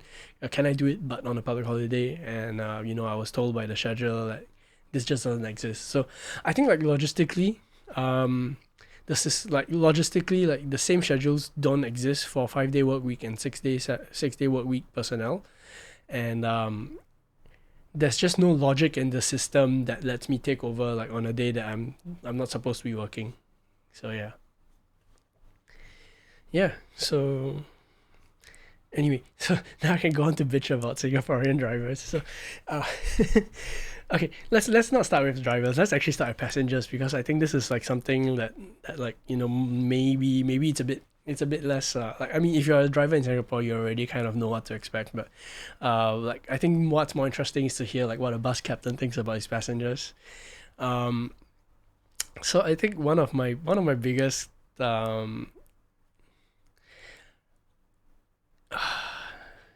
just wish okay, so the thing is that LTA sets a very strict SLA for bus services, in the sense that we can only arrive at bus stop. We can only depart, sorry, from bus stops 2 minutes early, within 2 minutes early to 5 minutes late, which means if we leave the bus stop more than 2 minutes early, we get like the operator gets penalized, or if the bus leaves the bus stop more than 5 minutes late, the operator also gets penalized. And quite simply, like if the operator gets penalized, then like the operator just passes it on directly to me, right? So I got to look at some of the performance reviews. Like the performance is literally measured against this same SLA that LTA gives us. So I think the problem is that there isn't much I don't see much education going on to the general public about the way bus services are designed. So like for example, like an equivalent would be like on the MRT, right? On the train system, there's signboards, there's like stickers and posters and campaigns being done to say like, don't if you see the doors closing, like don't rush and block it because like you delay the whole system. So it's very similar with buses. Like if you see that a bus captain is closing his doors and leaving the bus stop, it's not because he's done picking passengers up. It's generally because they have to leave the bus stop. So what I mean is, like as bus captains, we are trying to meet a schedule, and so like when I arrive at the bus stop, and when I leave the bus stop, it's because of a schedule that I'm meeting. I'm not like I know like from a passenger's perspective, like the main purpose of the bus service is like oh, the bus is coming, it's picking you up and it's leaving. But the truth of the matter is like I'm operating a service, and so like I get there at a certain time and I leave there at a certain time. And if I meet those timings, then you get the reliability and frequency that if you're expecting. So it's more like let's say you're crossing the overhead bridge and you see the bus leaving, right? It's because it's time for that bus to leave. So I've had a few scenarios where people from across the road see my bus and they want to board, and so they flag, which that's fine. There's nothing wrong with that. But then there's people who flag my bus from across the road and then jaywalk in front of my bus to catch my bus, and so how would I put it? Like I can't leave, right? Because like I can see that the way you're walking across the road, you're gonna be in front of my bus in a matter of seconds. And so like if I was to start moving, I could hit you. And even if it was a case of like you're seconds away from me and I start moving and you could stop walking and we would be safe, right? But like it's kind of the optics of like, I could if you had continued walking, I would have hit you, and so like I would get into deep shit for that. So it happens a lot. Like it happens all day that it's time for me to leave and I'm late, and you flag me down. Again, like it's not the best. There's nothing wrong with a commuter flagging your bus. It's just that if like realistically, you're not at the bus stop, and you're like actively preventing me from leaving on time, then yeah, I think that's my biggest complaint, is that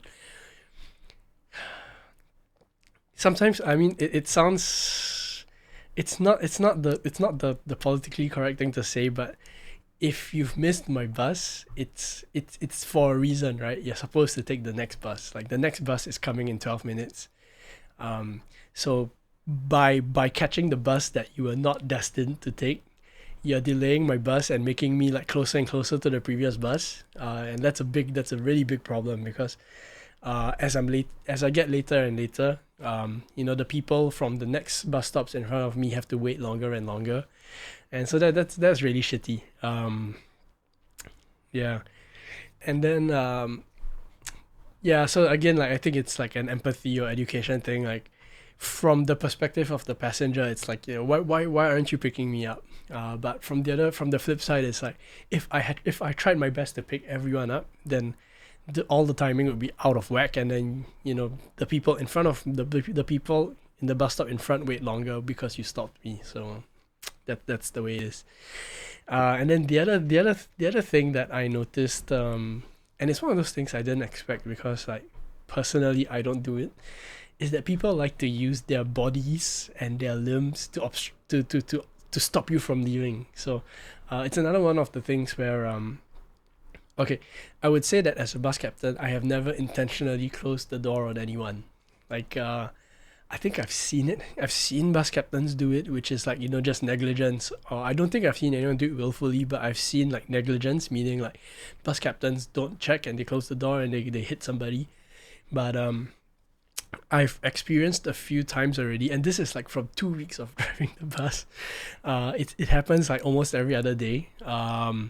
Especially like in the early morning and at night when it's dark. There are some bus stops in Singapore where it's a bit underlit, and so for example, if you're familiar with ARC, Alexandra Retail Centre, it's a very big bus stop which is quite underlit. And I had somebody who was like in black pants and a dark purple shirt. Is that too much detail? They could be watching this. No, I think I'm just okay. I would say I didn't do anything wrong. So it's a dark bus stop, and this person ran up to my bus, hugging the bus body. So it was like, it's the dark side of the bus and a person in dark clothing, and they ran towards the door, and then they stuck their arm into the door to stop me from closing it. And I mean, like, I had already pressed the button so the door was closing, and so they ended up trapped in the door. And for me it's like okay, so my perspective is that if you want to catch the bus, and you see the bus is about to leave, like doors, like, no one is boarding the bus, there's a high chance the bus captain's gonna close the door. Don't put your body in the door. Like, run to the door and like do this.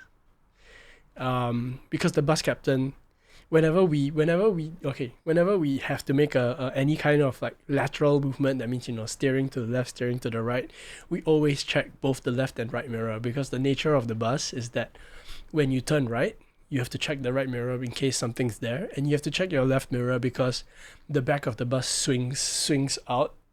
So we need to also check if anyone's standing near the bus before we leave, because if we leave at a sharp angle, the swing out of the bus will hit somebody. So by nature of like just driving, we have to check both mirrors before leaving the bus stop. So if you just stand in front of the door and wave, like, the bus captain will see you. So don't put your hand in and don't put your body into the door, because how would I put it? It makes no sense, right? If the bus captain is closing the door and they see you, they will open the door. There's no need for you to put your own limbs or your own body in the door. So that's one of my pet peeves. Like, it's happened a few times. Like, there's like, it's unintentional.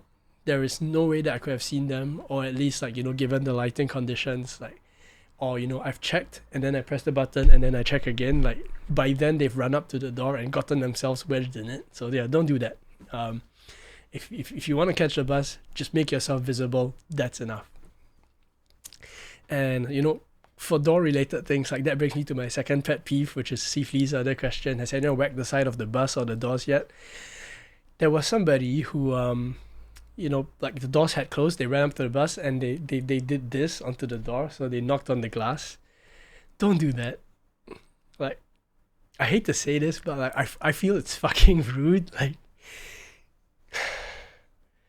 okay, imagine if it was your car. Would you like if somebody like knocked on the glass? Like, this is this is not my property, but it's like somebody's bus. You don't knock it, right? So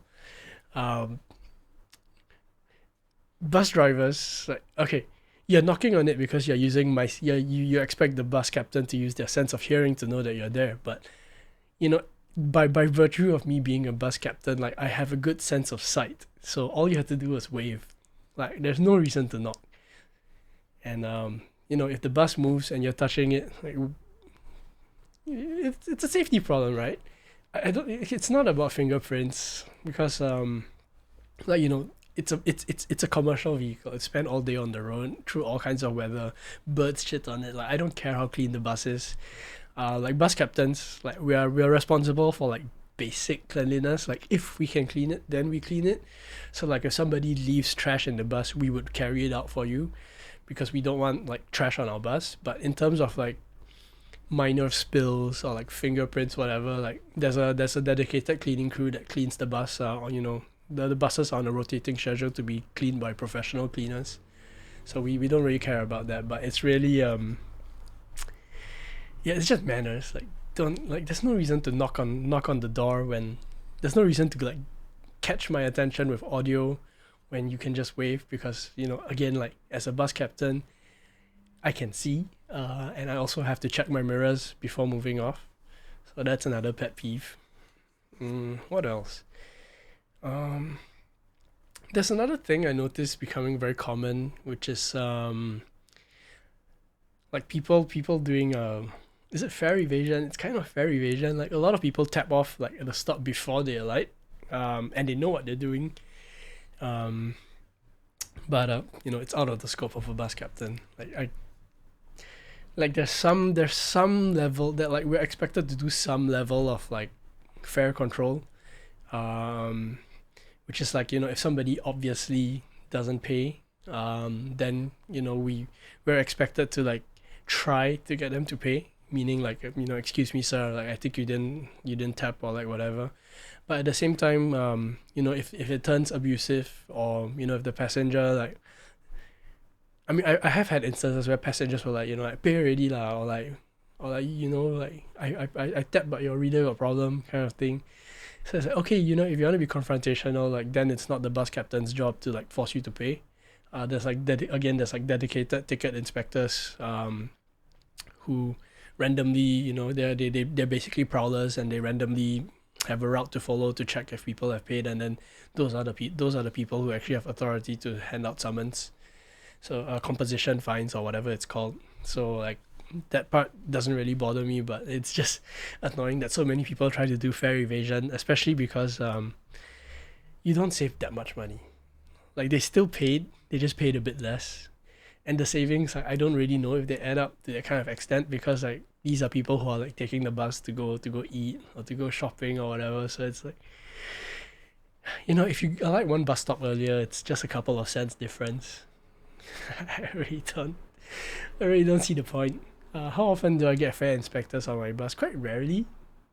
Um, because I operate a service where there's not much fare evasion, or at least if there was fare evasion, it's quite minimal. I think like I assume that ticket inspectors generally do like longer routes, because that's where like you stand to gain the most from fare evading. Like if you're taking bus 80 from Harbourfront to Geylang or whatever, like if you tapped off like way early, you could save a lot of money.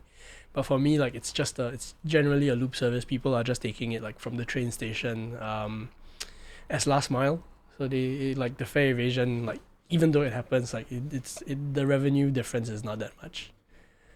Like the only time I had a fare inspector on my bus was because they went like fare inspectors, like I think the way their schedule works is like they are scheduled to report to an interchange to have their lunch, and so I've had fare inspectors take my bus to go for their lunch break, but that's about it.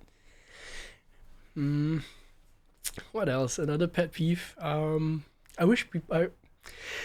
Like as a passenger, I didn't realize this, but as a bus captain, I realized that a lot of people don't shower before taking the bus. So it's kind of disturbing. Like I really didn't. Like, I don't know about demographics or whatever, but I do notice like in the older, like in certain estates, in especially in like the older HDB estates, there's a lot of people boarding my bus at like 5 a.m., 7 a.m., who like just clearly haven't showered for at least a day. So, and like I don't mind it as much as I'm like other people have to put up with it, and as the bus captain, I kind of feel like sorry that everyone else is having having this bad experience, because they're gonna board the bus, and then they smell this person who hasn't showered, and then they look at me and I'm like, what can I do about it? Which actually, like, that's not hypothetical. Like, I'm actually allowed to deny passengers boarding.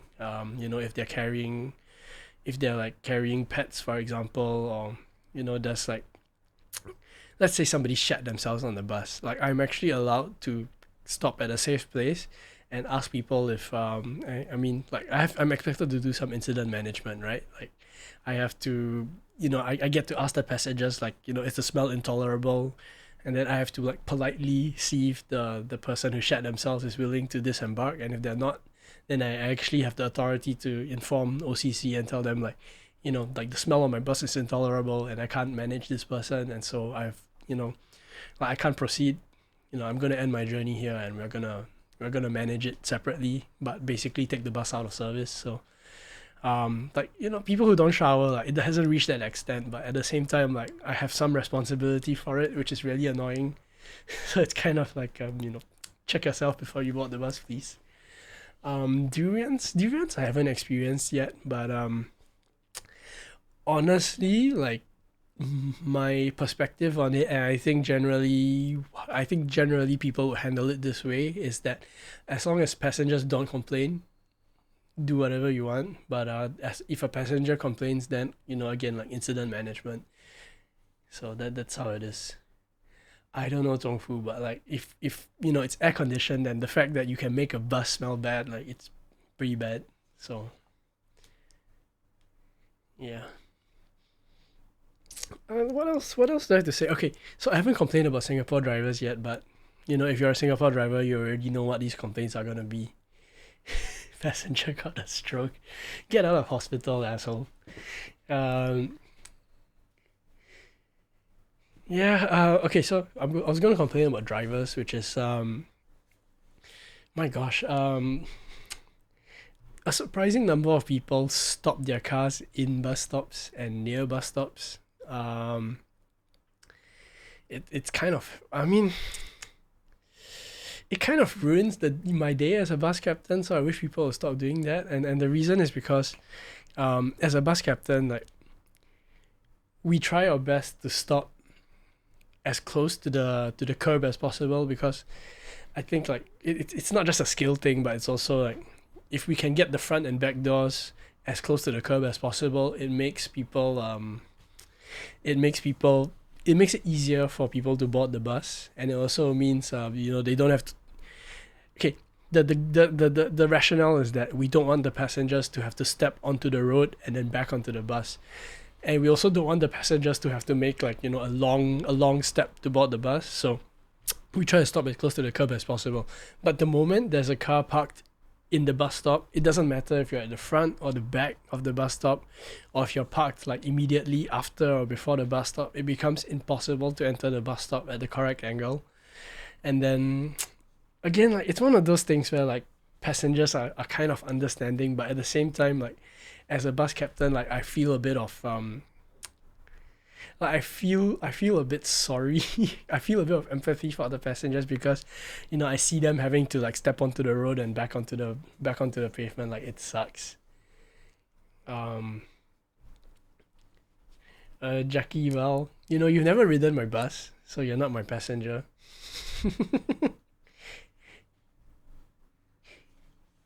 But once you ride my bus, then you can complain. CFD asked if we should have some automated wheelchair ramp. There was a trial, but it got removed. I think I don't know why. Like LTA did trial it, but they chose not to go with it. I suspect it's a cost thing mostly, and I think the other thing that there was this other complaint. I think this is on like as one of the public transport wikis or like Land Transport Guru or something, but they did get stuck a few times during the trial. So I think they decided the manual one was better. And honestly, I prefer the manual one. Like of all the things that I've dealt with that caused me delays, wheelchairs were never like wheelchairs are super fast. Yeah, because I think I don't know. I think okay, it's one of those things where like I think as a passenger, like as an observer, you feel like it takes a while because you're like standing there and like waiting for the bus to move off, or like you're watching it happen. But the actual like when I'm actually part of the process of like opening the ramp and like letting them on the bus and so on, it's actually really fast. Like it like as a bus captain, we think of the schedule in terms of minutes, and like it takes less than a minute to board a passenger in wheelchair, so that's fine. And yeah, I mean the manual wheelchair ramp is really fast. Like I don't think the mechanical ones are ever going to be as fast, not counting the time it takes for me to get there. But you know, uh, it's a bit paralyzed. Like we're not supposed to let passengers board while we're handling a passenger in a wheelchair. But at the same time, like, you know, people, I mean, I don't think people have taken advantage of this situation to do fare evasion. But yeah, like if you board passengers as you're handling the passenger in a wheelchair, like you don't like it's super fast. So Tong Fu asked how many wheelchairs I've had on a bus. So the thing is, only the newest generation of, I think, the double decker man buses have two wheelchair bays. So the rest of the buses currently only have one wheelchair bay. So it's the answer is one, and I've had to turn down like a second passenger in a wheelchair before. So yeah. So safely, basically it's one of those, like, so basically we are like where we are slaves to the schedule, to the time card. So if you see a bus captain doing something that takes extra time, it's because they need to, like, they're trying to leave later. Like, they got to the bus stop early, and so, like, this is an opportunity to, like, put 1 minute back on the schedule. That's generally the case. So yeah, I mean, okay, so I think that the most okay, I think there's two main skills to being a bus captain. The first is the driving, which honestly, like, it's really tough. Like, not everyone can do it. And the second one is expectation management, or like, yeah, it's expectation management and like time management. So it's kind of like, how can I get, okay, so let's say I need to get from Redhill to Telok Blangah in like 20 minutes. Like, regardless of the traffic conditions, like, how do I, like, let's say there's a traffic jam, I need to get there in 20 minutes. How do I make you not feel like I'm rushing? And on the flip side, if the roads are empty and all the traffic lights are green, how can I get you there in 20 minutes and you don't feel like I'm going slowly? I haven't had okay, so my bus passes by Alexandra Hospital, so technically I have put a lot of my passengers in hospital. Oh, the bus arrival time. So I really don't know, but I would say that, okay, so all of the buses have GPS and GPR, and, like, I mean, not GPRS, but you get the idea. It's got GPS and it's got cellular. So LTA does know where the buses are, and LTA does know the timetable. So I think it's a mix of both. Um, it's kind of like how. So they do have live GPS on the buses, but they also know, like, the time that I left the previous bus stop and the time that I'm supposed to be at the next bus stop. So I think it's a combination of both. It's kind of like it knows that I'm supposed to be at the next bus stop at, like, let's say 17:25 p.m. and it knows I left the previous bus stop 1 minute late. So it can take it with those two it can give you a relatively, like, accurate prediction. So I mean, when you see the next bus time arrivals are, like, wildly off, it probably means that the bus captain closed the door at the previous bus stop but encountered some kind of delay on the way, meaning they got caught at a traffic light, or they chose to get caught at a traffic light for some reason. Meaning, like, let's say the bus captain is 4 minutes early, right? And he's trying to, like, he's trying to delay his bus by 2 minutes. So I'm assuming that maybe he left the previous bus stop 4 minutes early, but he's trying to arrive at the next bus stop on time. And so, like, that extra 4 minutes that he managed to buy at a traffic light, or by, like, intentionally choosing, like, a slower lane in traffic, I suspect that that's causing it to be 4 minutes off for the next bus stop. If you keep your timing, like, within that -2 + 5, then that's performance incentive for it.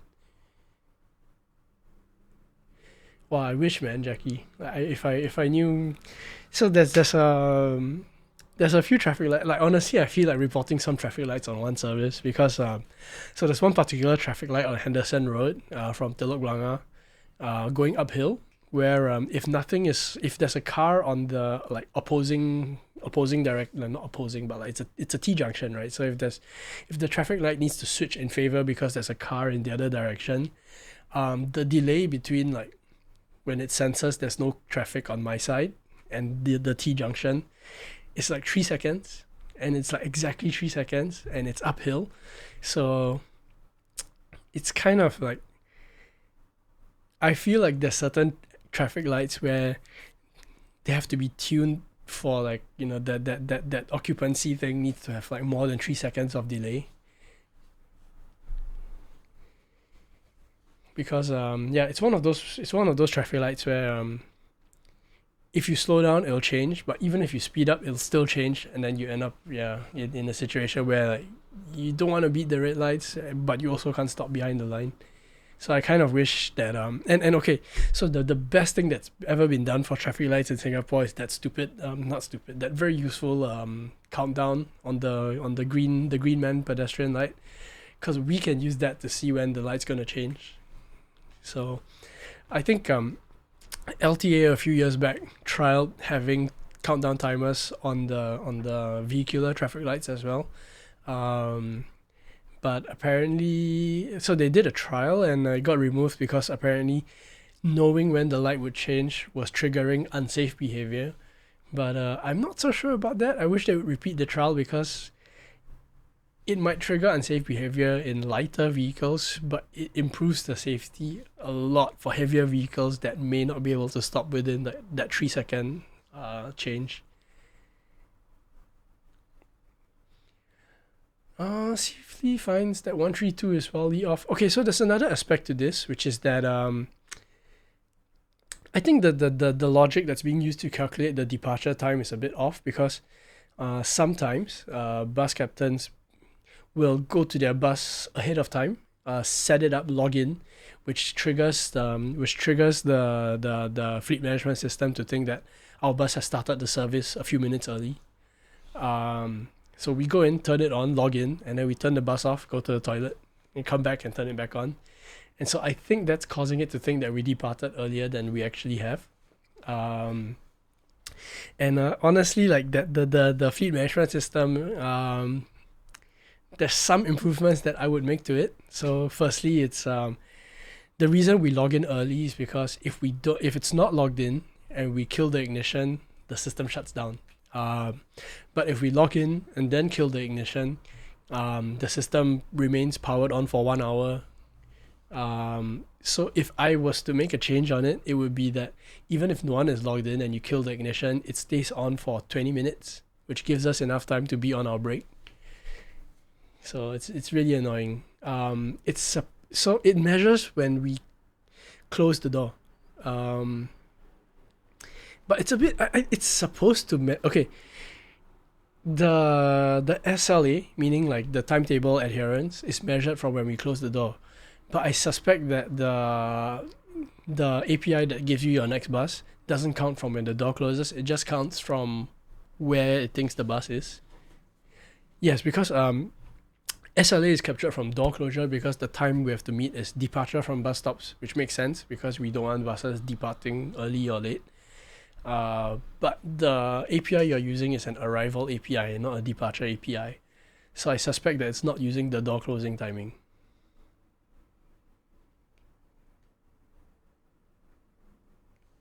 And the other part of it is, I think, another piece of information that I can give you, because it's not confidential. Like if you stood behind the driver's cabin, you could observe it yourself, which is that for the first few bus stops, right, when there is no bus behind you.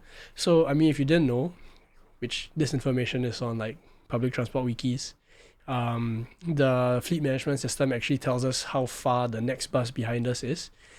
So when we are in the first few stops before the next bus has launched, the next bus timing it's giving us is also very wildly inaccurate. So the service that I'm on, 120, like sometimes the interval is like, it's supposed to be 12 minutes, some parts of the day. But for the first few bus stops, when I stop at the bus stop and open my doors, it's telling me the next bus is in 24 minutes. So I think the logic is a bit broken there. I think the bus behind me like vanishes from the system, or like it doesn't get put into the system before the driver logs on. I'm really not sure. Like there's something wrong with the logic there, but I wish I could go fix it. Maybe someday. Oh, that's quite cool that in China they have the traffic lights like on an API. I really wish we had that. Like it's it's one of those things where I feel like knowing when the lights will change might encourage dangerous driving, but isn't it better that your dangerous drivers know? I don't know. Isn't it better when your dangerous drivers know what they're getting into rather than like they don't know when it's gonna change and they go anyway? I feel like that's worse, and I've seen it happen a lot. So I'm really not sure. I feel like they should run that trial a bit longer and in more places, with a more varied mix of vehicles. Because like obviously cars, like you see like I mean, like if cars know that like okay, if a car driver thinks that they can cross the light in 3 seconds, but actually they can't, then that's their own fucking problem. But if a like as a bus driver, like I need more than 3 seconds to cross, and so it's the flip side, right? It's like I see the countdown is like 4 seconds, and I know I should stop. But if I don't know this, I don't know I should stop, and it becomes much harder to gauge my speed. And so it's either I slow down and hold up traffic, or I just maximize that amber light for crossing the traffic light. So I wish we had that countdown. I think we should do the trial again. Insufficiently lit bus stops. I don't know, there's a bunch of stuff that I want to report on one service, but at the same time I feel like shouldn't passengers report this? It's like it's like there's this stretch of road on in front of Red Hill MRT where the tracks come out of the portal, where everyone jaywalks, and there's a bunch of improvements that should be made to the road there, like widen the road or like add more islands or like signalize it. Like it feels wrong for me to report it as a bus captain, because like I'm not the one putting my life at risk. It's like these people who choose to jaywalk, they know that they can't do it safely. Why can't they report it? Anyway, I think that's all I had. So I've talked about my training. I've talked about my first few days at work. I think the other thing I could talk about also is like, I talked about some of the challenges I thought I would face as a bus captain. Driving turned out to be not one of them. With some footnote there that it's very dangerous to drive a bus when you're not. So one of my trainers told me like the most dangerous word that you can use is e-way, which is like you think, right? So you can't think that your bus will be fine. Like it's like you thought the traffic light's not gonna change, but it did, or you thought that no one's gonna cross the road, but they did, or you thought that you're gonna be able to clear this turning, but you hit the curb. And so like I said, if you're a bad car driver, you can get away with it because the roads have lots of space for you. But as a bus captain, like the moment you slip into that thinking that the road's big enough for, like the road's not big enough for you, like you have to execute every single turn like perfectly. So I think that was like, as long as you don't slip into that kind of habit of assuming that your wheels are not gonna, your bus is not gonna hit anything, then you're fine. And I've already made this mistake once in a bus, more than once. So once I bumped the bus on something because again, like I should have stopped, pulled the handbrake and checked physically, but I didn't, and so I bumped something.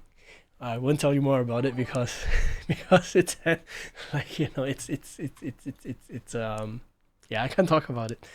But the other thing is that entering the bus stop a few times, I've grazed the curb. I've grazed the fender, there's something, like the bus has an overhang, right? But there's something structural placed there that is designed to hit the curb before anything else does. So a few times I've already entered the bus stop a bit too close, and scraped the curb, and that you can hear the bus hit something. But if you've driven a car, you will know that when part of your car scrapes on the curb, it's not something that's critical or like visual, like it's generally not something that you can see or damage to the car. It's just a structural part of the car that's designed to hit first and warn you that you're doing something stupid, so it's time to fucking move away from it. So I've done that a few times already, which so again, I think the hardest part about driving the bus in terms of driving itself is just always use the mirrors, always look, always check, and if the mirrors are not good enough, get out and check. So That's like if you do that, then driving a bus is easy. Like if you think you're gonna put yourself in an unsafe condition, look and correct your steering, correct your actions. Like it's super easy after that. It's just being in the mindset of just always checking, always knowing, always looking, and then you're fine. But what's actually difficult about being a bus captain, I think, is safely, like we're not okay. There's two things we're not allowed to do. Am I allowed to say this?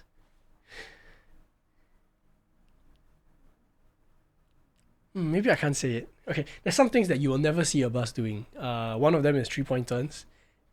And reversing. You will never see a bus, as in, okay. You see, I can't say certain things. So I think let's talk about like what you shouldn't do. Okay, what you shouldn't do.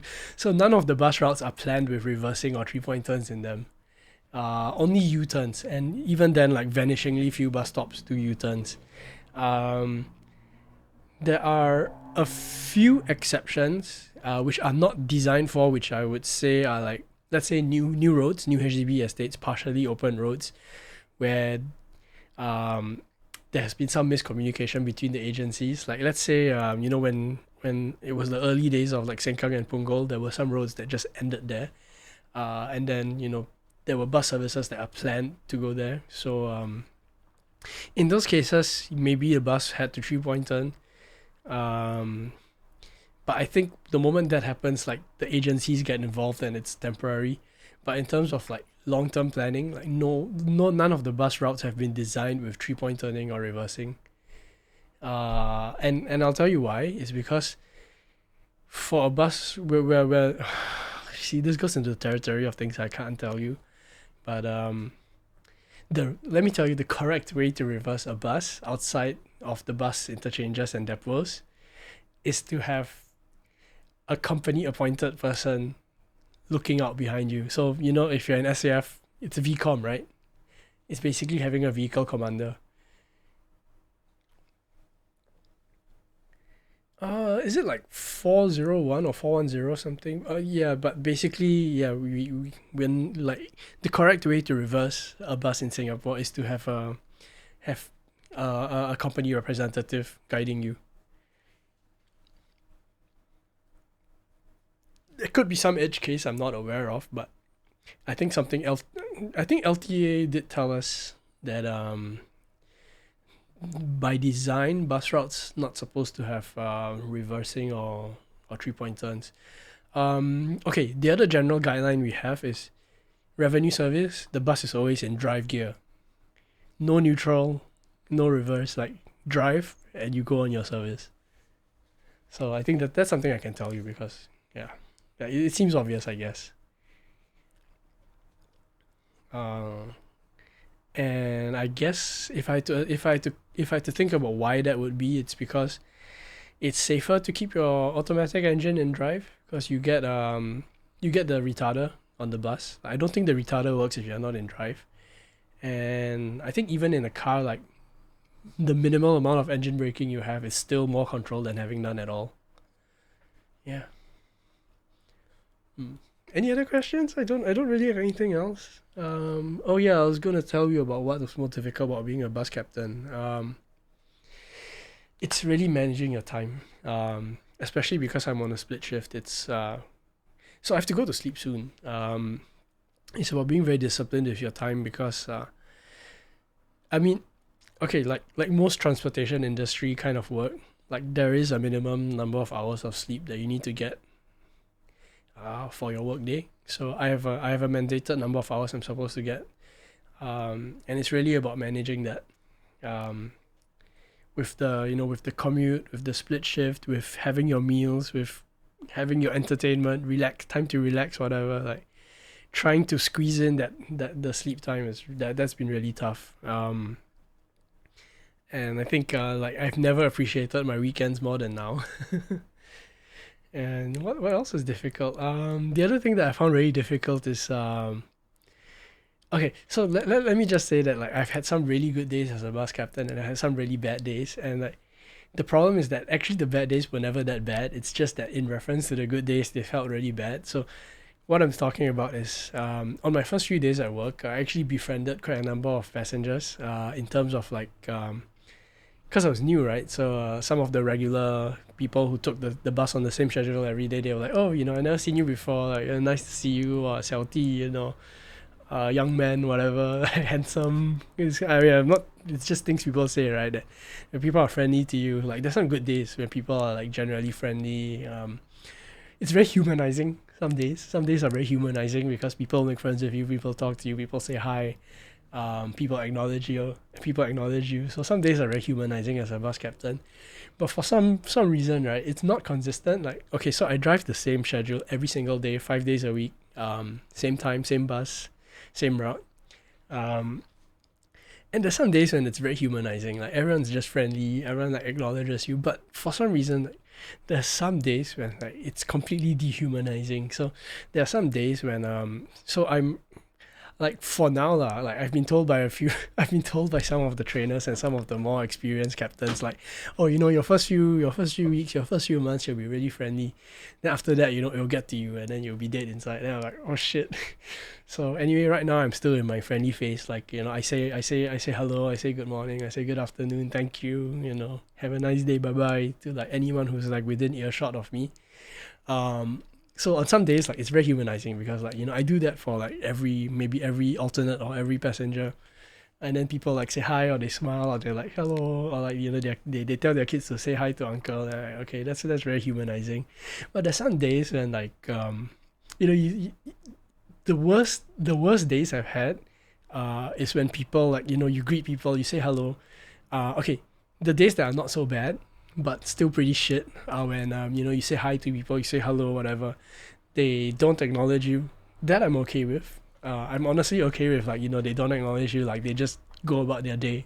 That's fine. Because I think in Singapore the culture is mostly that way. Like people see you as a utility, which I'm fine with. Like it's the job, right? It's you're providing a service. It's fine. People see you as a gear in the machine, so they just go about their day, right? They board the bus, they sit down, you say hi to them, doesn't matter, they just look at their seat and they sit down, like whatever.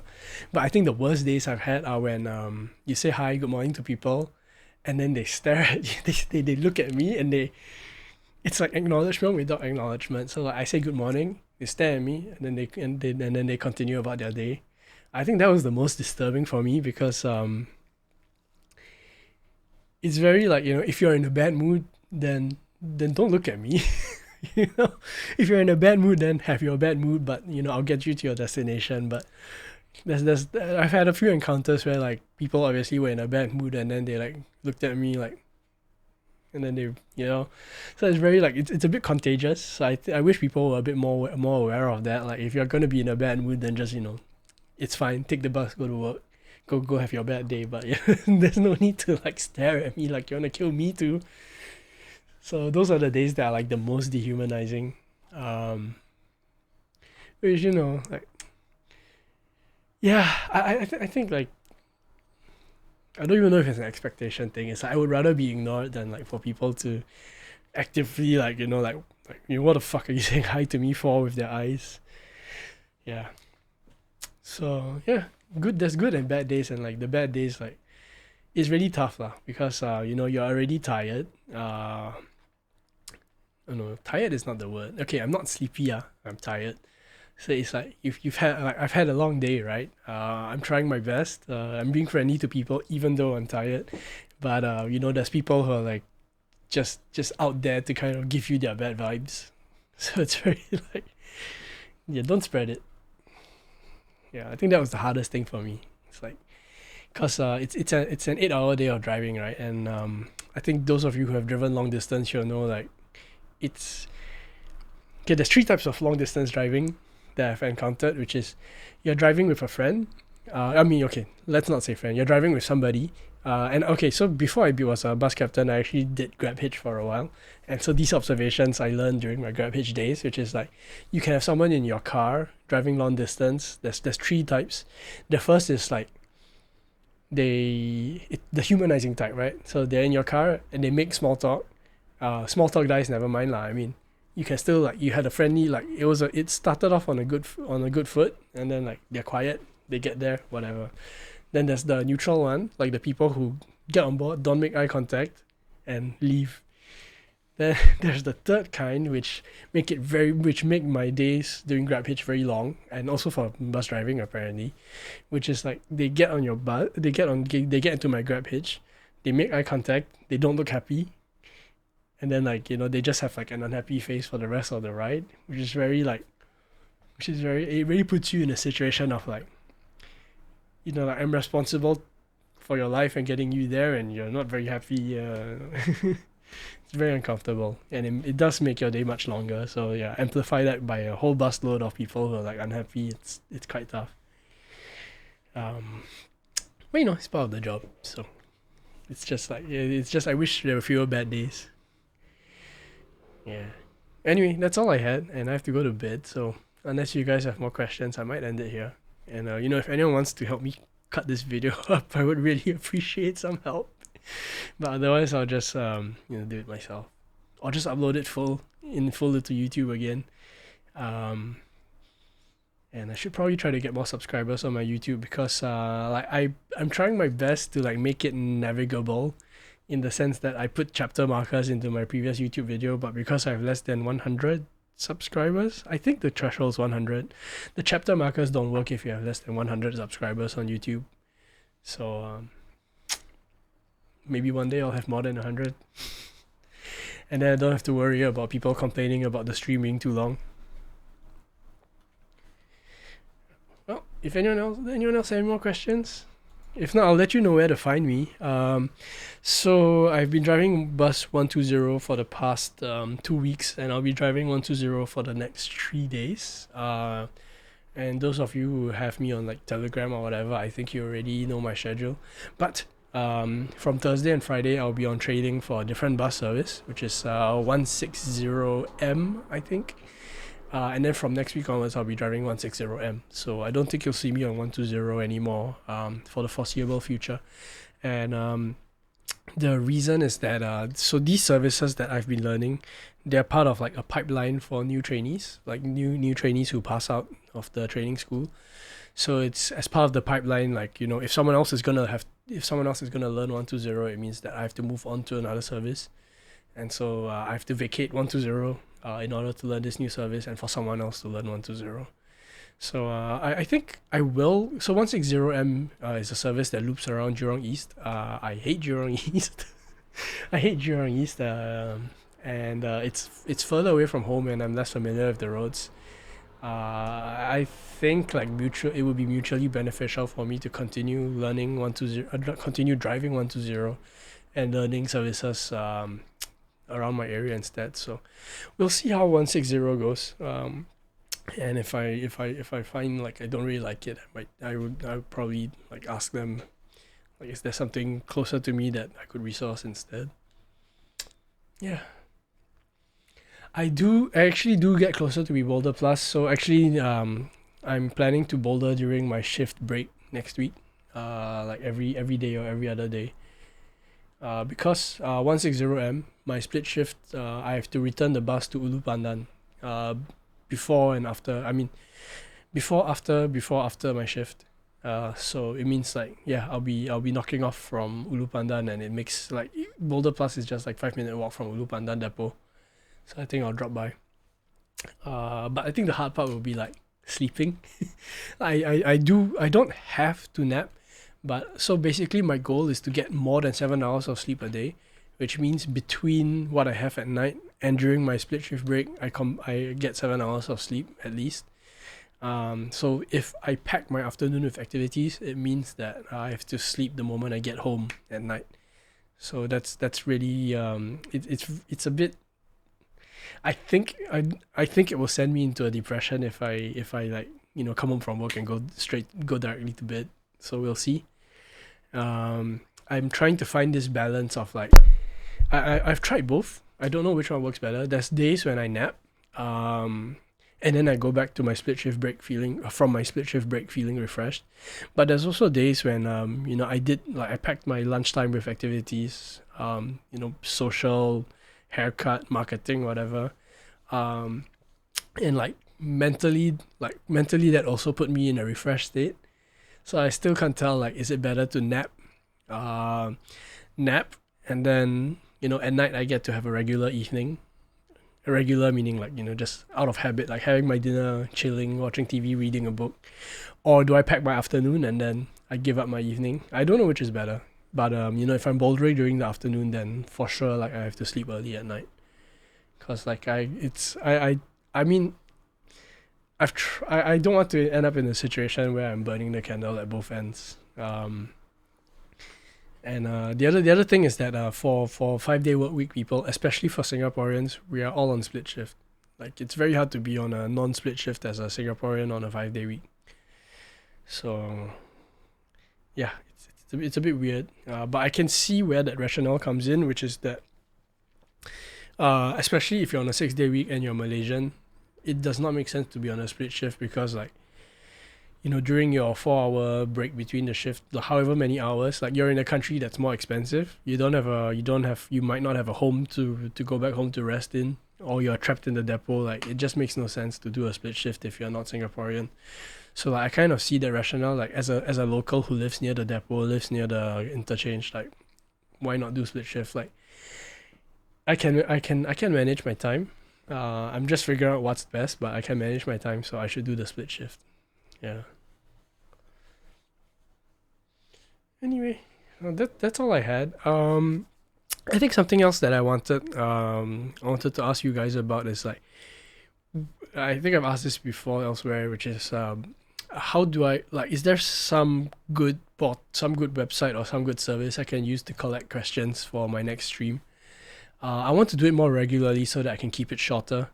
Because this has gone on like 2.5 hours, and people are gonna complain because what I've been using these streams for is a bunch of friends ask me, like, how's your bus driving journey going, and I tend to just copy and paste the YouTube link and send it to them because, like, this, like, whenever I meet my friends for, like, lunch or whatever, I end up talking about this for like 1 or 2 hours. So I figured, like, okay lah, let's just put it in a video and send them the link, and then during the lunch we can talk about other things.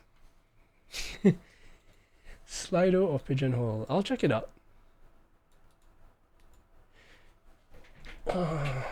As long as it's not a platform that Elon Musk is gonna buy, I think we'll be fine. Yeah, I'll check it out. Thank you so much. Anyway, bye guys, and to anyone else who's watching the replay because I didn't want to explain everything again, I'm sorry. Like, like, I it's like okay, I just don't want to end up like, how everyone who's just finished NS, like, all they can talk about is NS.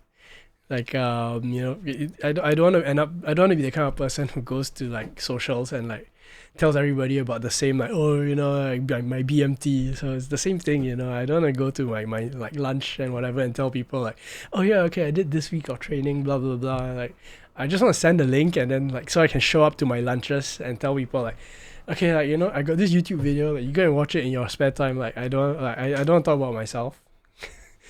So yeah, hopefully this works. Hopefully not too many people get annoyed when I send them this link. Anyway, thanks for tuning in, guys. If you know any, like, bus enthusiasts, whatever, like, ask them to follow. So whenever, I only stream like once every 2 months apparently, so it's not gonna generate too much notifications for them. Yeah, send it to your bus enthusiast friends. I'm avoiding okay, so the social media circle for bus enthusiasts is, like, super toxic, so I'm trying to keep it read on, like, one way for now. But if you know anyone who'd be interested, or who might have questions, send them my way, I guess. If not, I'm gonna sleep, and if you take 120 tomorrow, say hi. Bye.